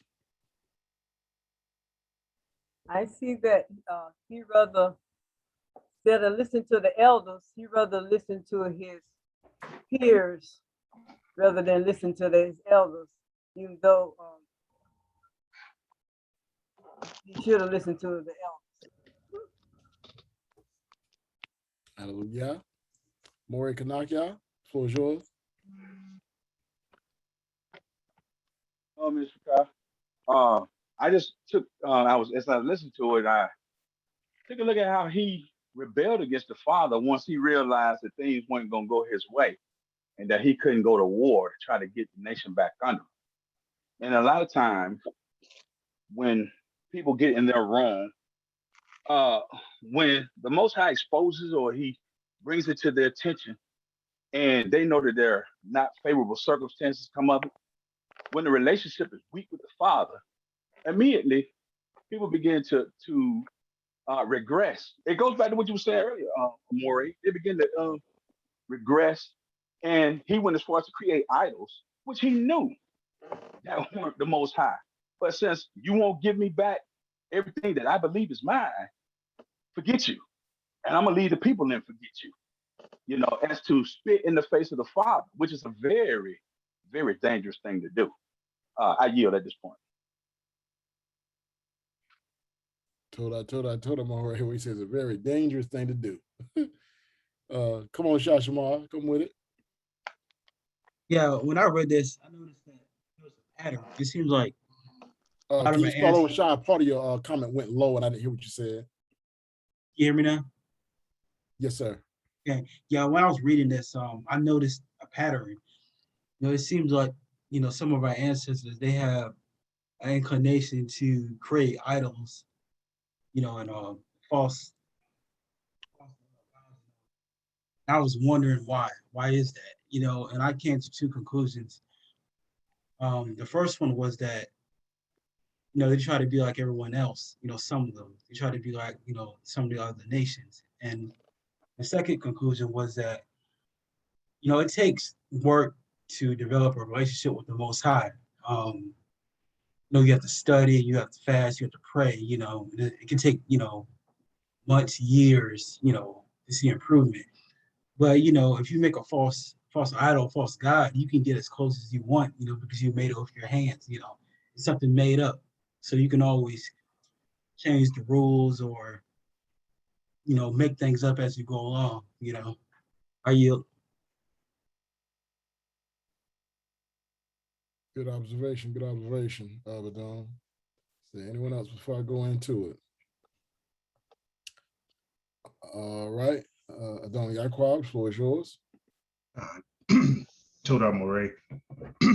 I just when I read I mean, this is prophecy playing out. This is the Most High's prophecy, you know, and I always kind of have difficulty trying to understand that. But you know, I think what's going on with Jeroboam is, you know, because the prophet had already told him that, and this is just my thoughts, that he said that Solomon's son is gonna keep one tribe because Jeroboam is not the son, you know, he's not the quote unquote royal, you know, and I think when the prophet told him that Rehoboam from the royal family is going to retain a tribe and that kingdom is going to be established forever, I think there might have been a little bit of rebellion from that point. Like, hey, you know, maybe the Most High has already cast us away and he's just going to deal with Judah. You know, we'll build our own gods and we'll be our own kingdom. And you know, that's just initial thoughts when reading that, how Jeroboam, because the prophet told him, look, if you keep the commandments and all of that stuff, then the Most High is gonna establish you, but Judah is gonna be the kingdom forever. Yeah, it's gonna come from Judah. So I don't know. Just my thoughts is maybe Jeroboam kind of took exception to Judah being the royal family. Good observation, good thought process. I'll touch on it just a little bit too.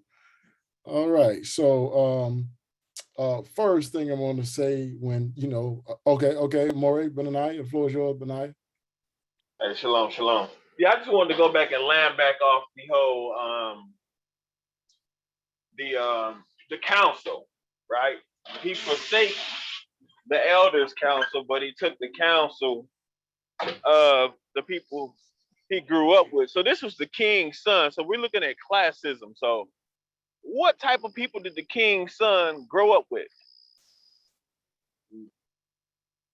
We grew up with aristocrats. He grew up with people that had stuff, right? The king's son ain't gonna be playing with commoners, right? And the people that was petitioning him were servants and commoners. So these people that gave him this harsh advice never been through what the other people been through. You know, they never had to suffer the whips and the scorpions. So that's kind of like the privileged elite today. They don't suffer or go through what the children in the ghetto suffer. So when a moral situation is presented by the impoverished to them, they can't identify. All they see is their bottom line and their money.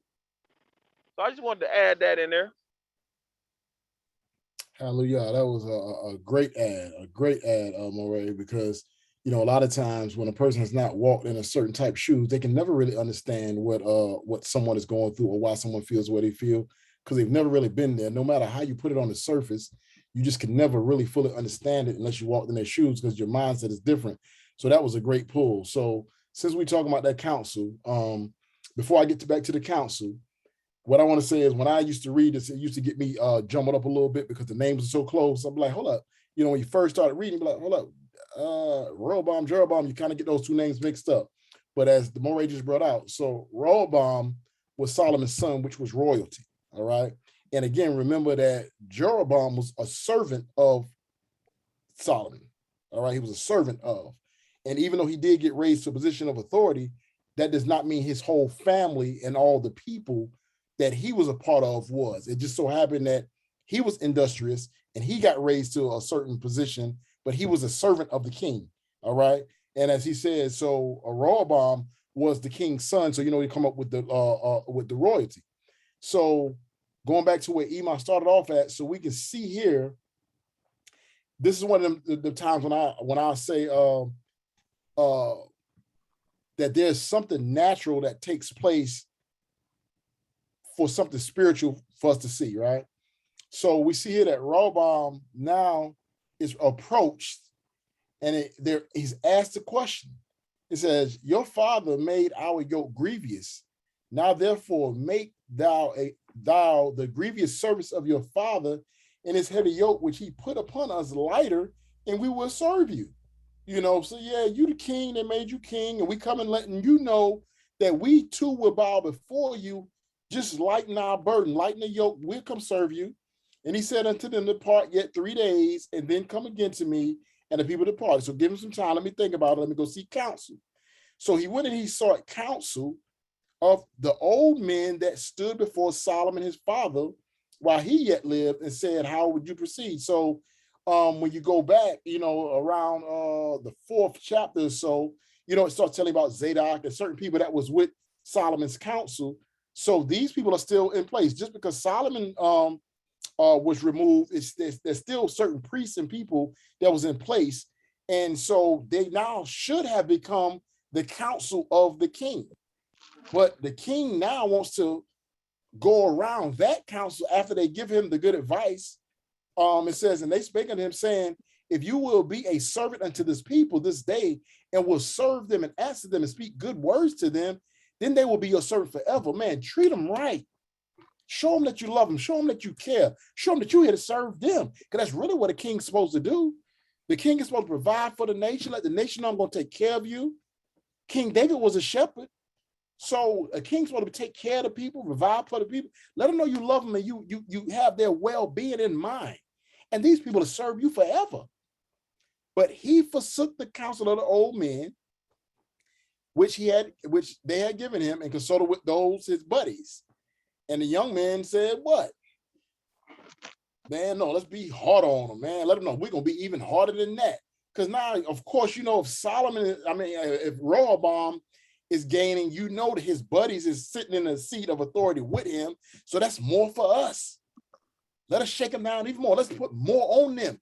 No, we're going to make your yoke harder. And then when the people came to him and said, he said to them roughly, he didn't even say it in a kind way to him. He said to him roughly that, nah, we're not going to do this. It says in verse 15, wherefore the king hearkened not unto the people, for the cause was from Yah, that he might perform his saying which Yah spake by Ahiah the Shilonite unto Jeroboam the son of Nebat. So the Most High let him be foolish just like Pharaoh. He let him ignore the counsel of the wise for the whole purpose of bringing him down, because there's still natural things that had to be put in motion. The Most High was not going to just strike him down dead and, oh, you're going to die, so you can't be king. No, you're still going to be king, but you're not going to be king over everything. So I need there to be some friction that's going to cause the divide of the houses. And when the houses would have naturally still been together in a natural sense, because look, Solomon's not king no more. You're supposed to be king. We're going to bow before you. But then he treated them even worse, which now is going to make, I remember what was said to the prophet to Jeroboam. Now Jeroboam got to be like, oh, really? That's how he coming at us? That's how he coming? All right, so we're going to fight then. So the natural had to take place for him to lose, for the kingdom to be rent, for the kingdom to be divided. So sometimes, Mr. Carr, there are negative things that may happen in the course of our life between brothers and sisters, but it does not mean that we will always be each other's enemies when certain things happen. Sometimes in the natural, because of lack of understanding, because of pride, ego, foolishness, nonsense, whatever, anger or hate, sometimes we may do dumb things, but sometimes that thing that was done could have been from the Most High. And then once he humbles our hearts, we may come back together, we may be better, like Joseph and his brothers. Joseph's brothers had jealousy issues because his brother, they looked at his brother as being the favorite of their father. So they first sought to kill him. Of course, we know the older brother said, no, don't kill him. They threw him into a pit. He got sold into slavery in Mitzrayim, but he ends up being the one that was now the second in command in Mitzrayim of Egypt. But from a prophetic, as Zakane Yaqua brought out, like there's a whole lot of prophecy that's always in this word. And in order for us to better understand prophecy, we have to understand some of the prophecies that were already written and fulfilled. So when we're having prophetic vision, prophetic sight, dreams and visions, we may understand it. Sometimes it ain't even for us to understand it. Sometimes it ain't even for us to understand it until it's time for us to understand it. Because Joseph brought the dream to his brothers and to his father. It made them upset when he brought them the vision. He didn't know how to make heads or tails of that dream. But later on in life, after many years, after he said, I seen these 12 stars or these 11 stars coming and bowing before me, and the sun and moon also, what he basically said, I see my father and mother and my brothers and sisters, these stars were bowing before me. There's 12 tribes of Israel, so the other stars representing his brothers. He didn't really know how to comprehend it at that time. But then when there was a famine, they had to now go to Egypt, and he was now in power, and they had to come bow before him, and they had to go back and bring his father and bring the family where he was, because he was the one that was going to provide for them. But there was something in the natural that took place. There was some pain and hurt. There was some suffering that took place.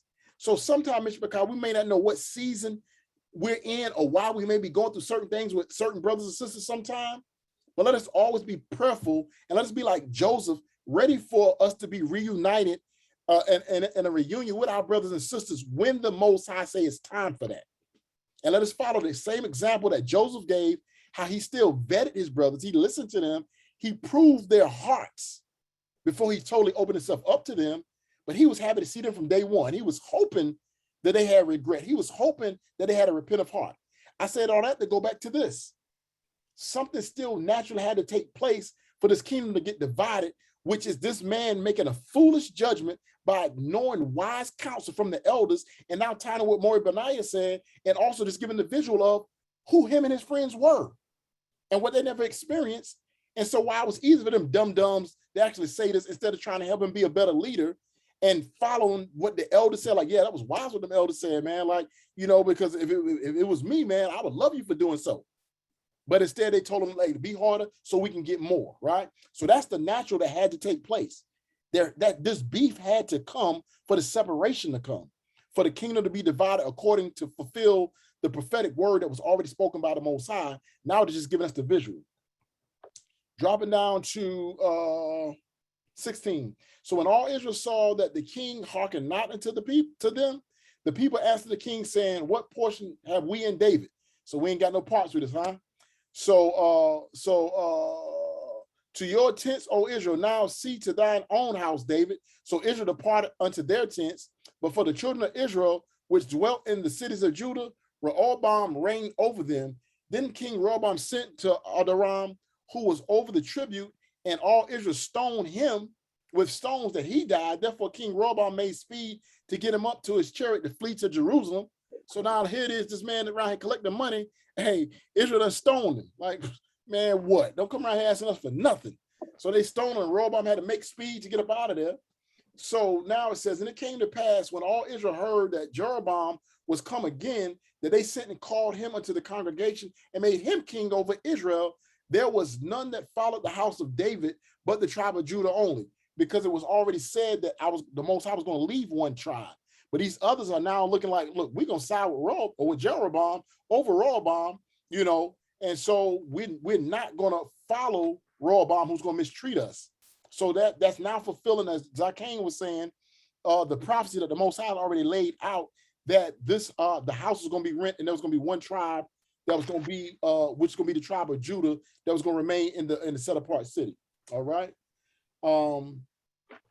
So now, of course, we know that and when Rehoboam was come to Jerusalem, he assembled all the house of Judah with the tribe of Benjamin and 180,000 chosen men, which were warriors, to fight against the house of Israel, to bring the kingdom again to Rehoboam, the son of Solomon. So he like, look, I'm the rightful king. They ain't gonna crown nobody else. I'm going to get back. I'm going to take back what's all mine. But the word of Elohim came unto Shemaiah, the man of Elohim, saying, speak unto Rehoboam, the son of Shalomo, king of Yehuda, and unto all the house of Yehuda and Benjamin and the remnant of the people, saying, thus saith Yah, you better not go up and fight against your brethren, the children of Israel. Return every man to his house, for this thing is from me. They hearkened therefore to the word of Elohim, to the word of Yah, and they returned and they departed according to the word of Yah. So now Yah is now giving the prophet, the man of Elohim, the vision to tell Rehoboam, please don't make another mistake. I allowed you to make the first mistake because I had this prophecy had to be fulfilled. Now what I'm not going to do is allow you to make another mistake and go up there and have all out war, and you and your brothers be killing each other up. Y'all, now here's your house over here, and Israel is going their way, and this is how we have what's commonly called the northern and southern kingdom. And when we get to the book of Chronicles, you'll get to see a little bit more in detail in some of these things. All right. So now to get closing out, and I'm going to share a little statement, something that the Zakane said a little bit about, is something that Shah Shamar was saying, that what he see through scriptures is kind of customary to see that at some point Israel always go back to idols. And he came up with a couple of reasons why he think this could be. And Iman and myself, many Shabbat Eves, we would sit at the table at the Knesset and have conversation. I'll share this conversation with y'all in just a moment of some of the things we would always say when we read stuff like this. So of course, we now know that Jeroboam built in Shechem in Ephraim. And when he built it, now he done what? He now sets up calves the same way Israel did when they was coming out of Mitzrayim. He set up 2 calves in Israel, and it said, and this thing became a sin for the people, went to worship before the one, even unto Dan, because for one, the temple was still up in Jerusalem.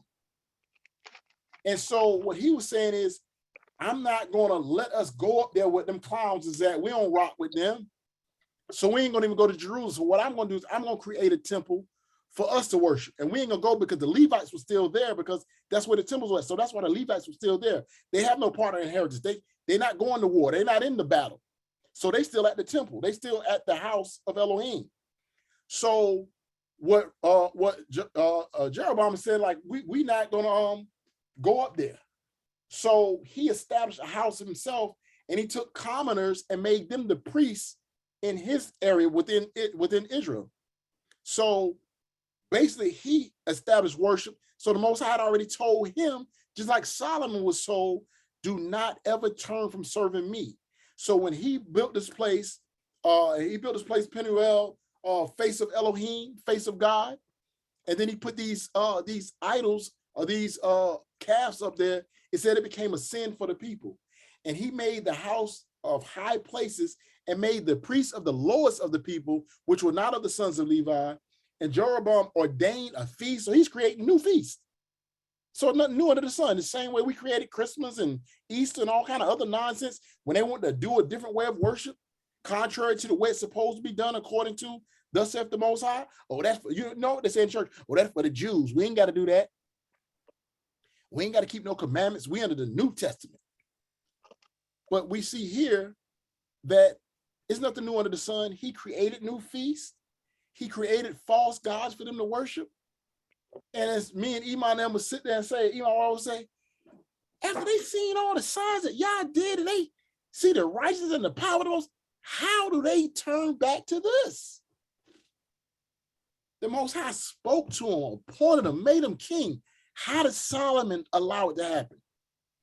How did Jeroboam allow it to happen? How did so many of our forefathers that when there's a righteous generation, that someone turns right back around and lets the wickedness come back in? How does that happen? And that I don't have the answer for. Other than we are allowing the adversary to cause us to do things according to our own flesh. Going back to the script, it says man's mind was continually evil from the very beginning. And as Maury Benaiah asked asked his class just yesterday, I believe it was, who has total control of your mind? With a show of hands right now, who on this line has total control of your mind? I don't see no hands. That's a good thing. Okay, Shashamar, you got your hand up? Is that a hand saying you got total control of your mind? I would say in the context of not giving it to sin, yes, but you know, everything on the earth belongs to Yah. So you feel like you totally have total control of all your thoughts? Not all my thoughts. In the context of not giving it to sin, I have control. Okay. So if I make a mistake, yeah, that's on me. If you make a mistake, it's on you. Okay. So basically what the more is trying to let everybody understand is there is thoughts sometimes that enters that, like we heard some of the sisters give confession some months ago, like, man, I had some thoughts that wasn't my own. Like, why was I even thinking like that? Where did it even come from? When you start to try to serve the Most High, that enemy will present things and throw things in your face and just make it seem so right sometimes. But when you have this Torah and if you meditate on the word, and if you remain in the word, see, that's the thing. What some people do, they don't remain in the word. After y'all bless them, they don't remain in the word of Elohim. And then they start forgetting certain things and what it actually looks like, and they start turning away from the Most High and don't even know it sometimes. So as Demore was saying yesterday, none of us really have total control of our thoughts. There's sometimes something just pop in your mind. Where'd it come from? Why am I even thinking about this or that? But the word, if we stay in the word, we can't control our thoughts, meaning when those thoughts come, as Mashiach said, if you think a thing, you're guilty already. So when those negative thoughts come in our mind, we need to start rebuking them and praying and fasting immediately to ask the Most High to get us over that hump and don't let me give in to sin. So what sometimes if we stop studying the word, if we stop doing the commandments, and again, stop doing the commandments, one of the commandments is that we have holy convocation. That we have holy convocation. The reason for holy convocation is because we encourage one another, we strengthen one another, we hear from Yah through one another, we learn from one another. There's some information that will be presented that you can be like, wow, I never heard that. Let me go back and research that. But when you're not in the word, you're not in any fellowship, and you're not doing what the commandments tell you to do, and you just start flying by yourself as a goat, as goats do sometimes. And as I covered in that lesson about sheep, sheep like to be a part of the fold. They like to be there, and they start getting a little panicky when they get separated from the fold. It says have a holy convocation every Shabbat. Every Shabbat is supposed to be a holy convocation. And I know people that feel like when they just keep Sabbath by themselves, I'm just keeping Sabbath. I'm not knocking the fact that some people just don't have people to gather with, because I've been there. Like, you think you're the only person that know this walk, and you hope that you can find somebody that's walking like you. And when you do, boy, y'all link up, y'all start cleaving together, and you start studying together and start building the mishpachah. But I'm talking about for those who have plenty brothers and sisters they can fellowship with and can gather with, but just refuse to. It said, forsake not the gathering of yourself together. So once we start leaning to our own understanding, once we're not actually meditating on the word daily, that's what King David said in the book of Psalms. I will meditate on your word daily. Mishpachah, we have to meditate on this word daily and put it in our heart. Therefore, when the adversary comes, the Ruach HaKodesh can bring all things back to our remembrance. I want us to also hear one of the warnings that Zakan Yeladiyahu tells the brothers all the time. We have to be very careful with how we move, the things we do, and the choices we make. Because we can see here through the scriptures that there's a lot of leadership. At some point, Yah was with them. They was doing good works, but then they put self above the will of the Most High Yah. So, Mishpachah, I pray and hope everyone got some wisdom, knowledge, and understanding for this. Let us never establish any other idols. Let us always submit to the one power, which is Yah. Let us follow the example that the Mashiach led us in and walk and follow after him. Let us hear what Paul said, follow him as he followed Mashiach.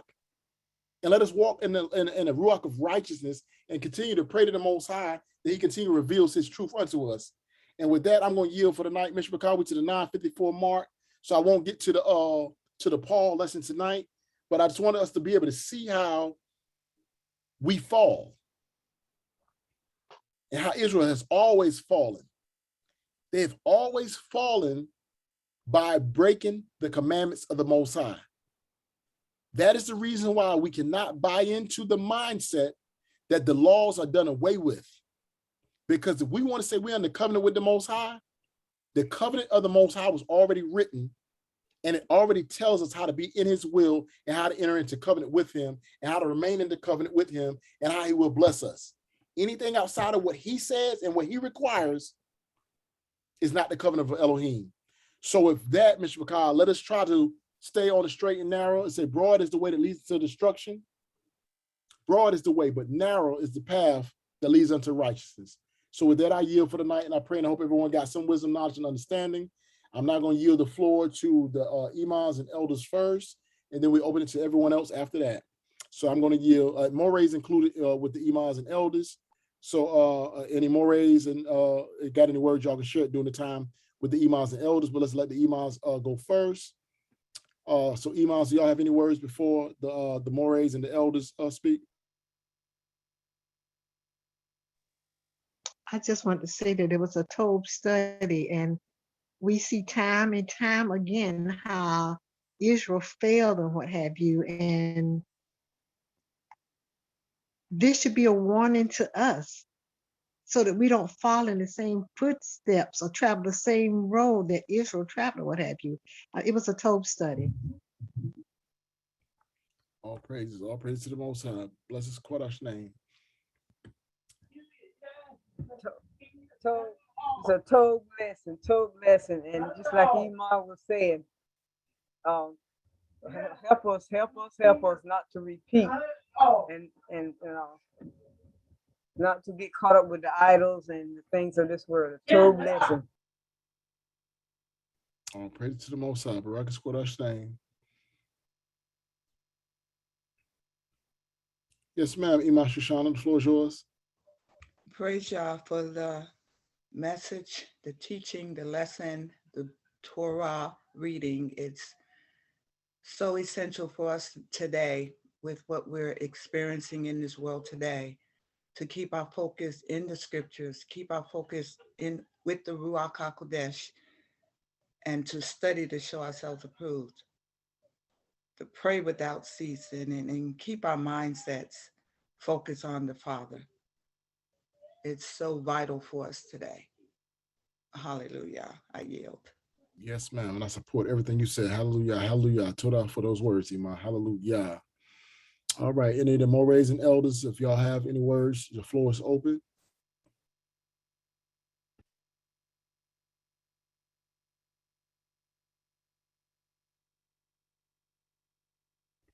More Hanakia, the floor is yours.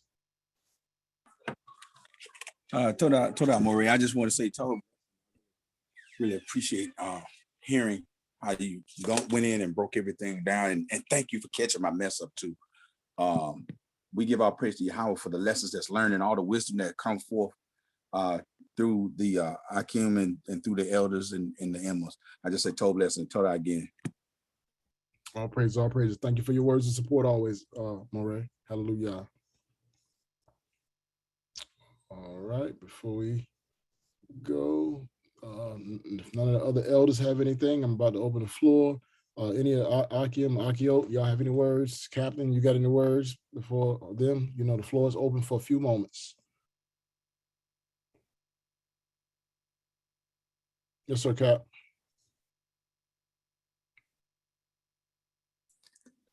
Shalom, shalom, Mr. Carr. You can hear me? Yes, sir, loud and clear. Okay. I want to say Torah Yah for a Torah lesson. I'm at work right now listening in. Torah Yah able to listen in. Hallelujah. If it's all right for you, Morey, can I read Mishle Proverbs chapter 1, since we talking about King Shlomo? Yeah, you said you want to read it, or you wanted us to read it? I'll read it. Okay, Proverbs, you said chapter 1? Chapter 1. All right.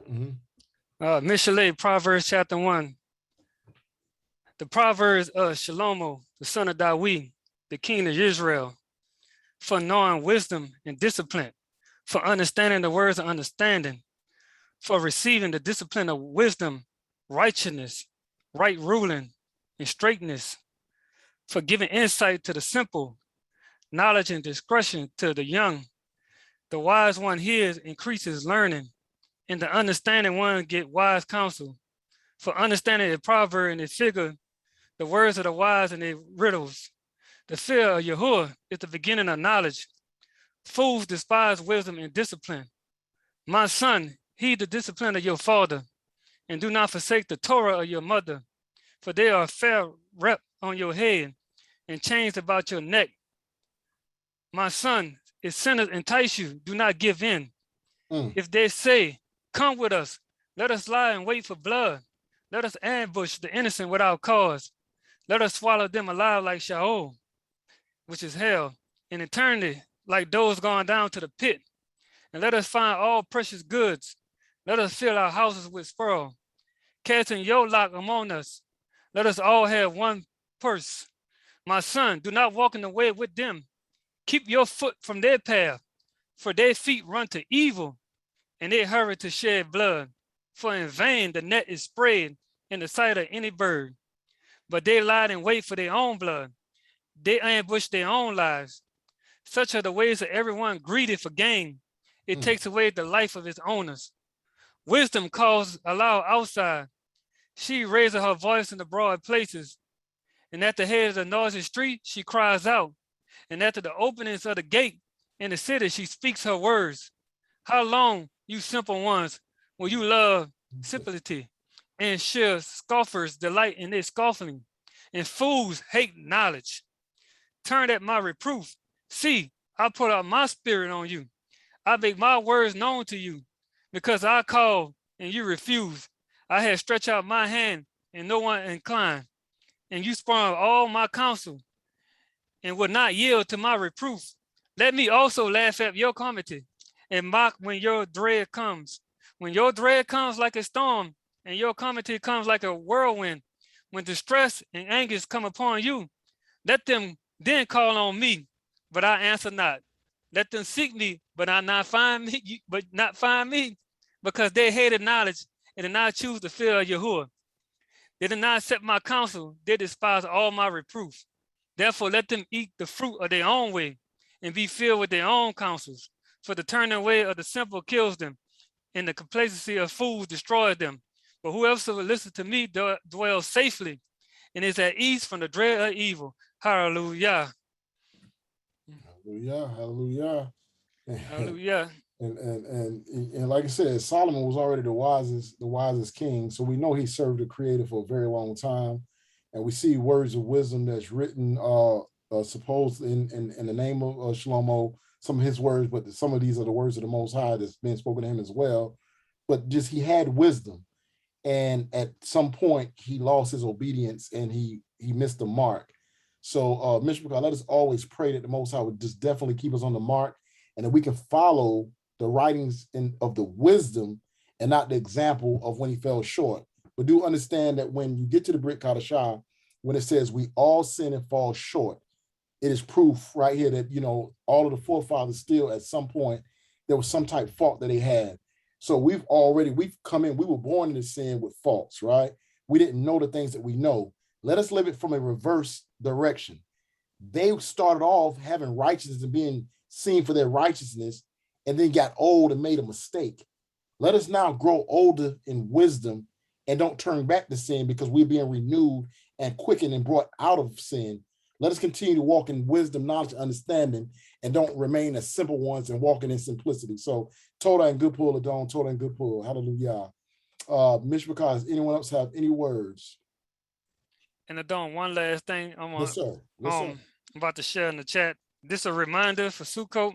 If you did not submit your forms in, I put the link in the chat to click on the form. Submit your forms on Google's Doc. If you need any assistance, contact me, and I will help you out.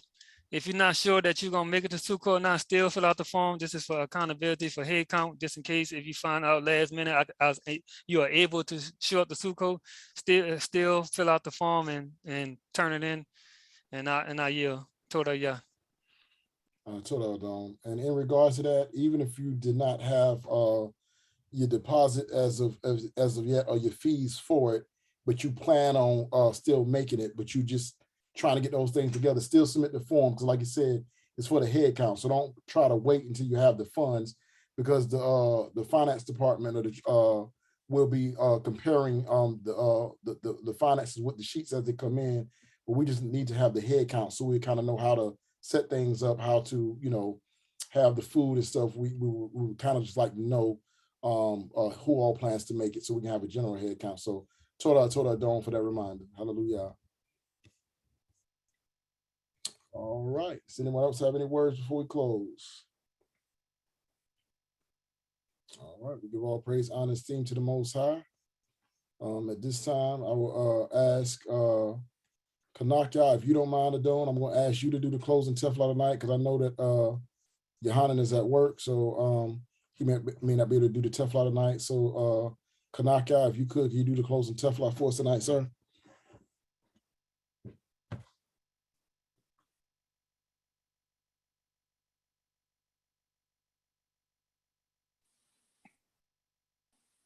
You talking about me or the Maury? Well, since you got your mic muted, you can go ahead. Hallelujah. Okay. I apologize. I heard Kanaka. I didn't hear the Maury. I can pray us out. Okay, let Maury do it, Kanaka. Okay, Maury. Let's pray.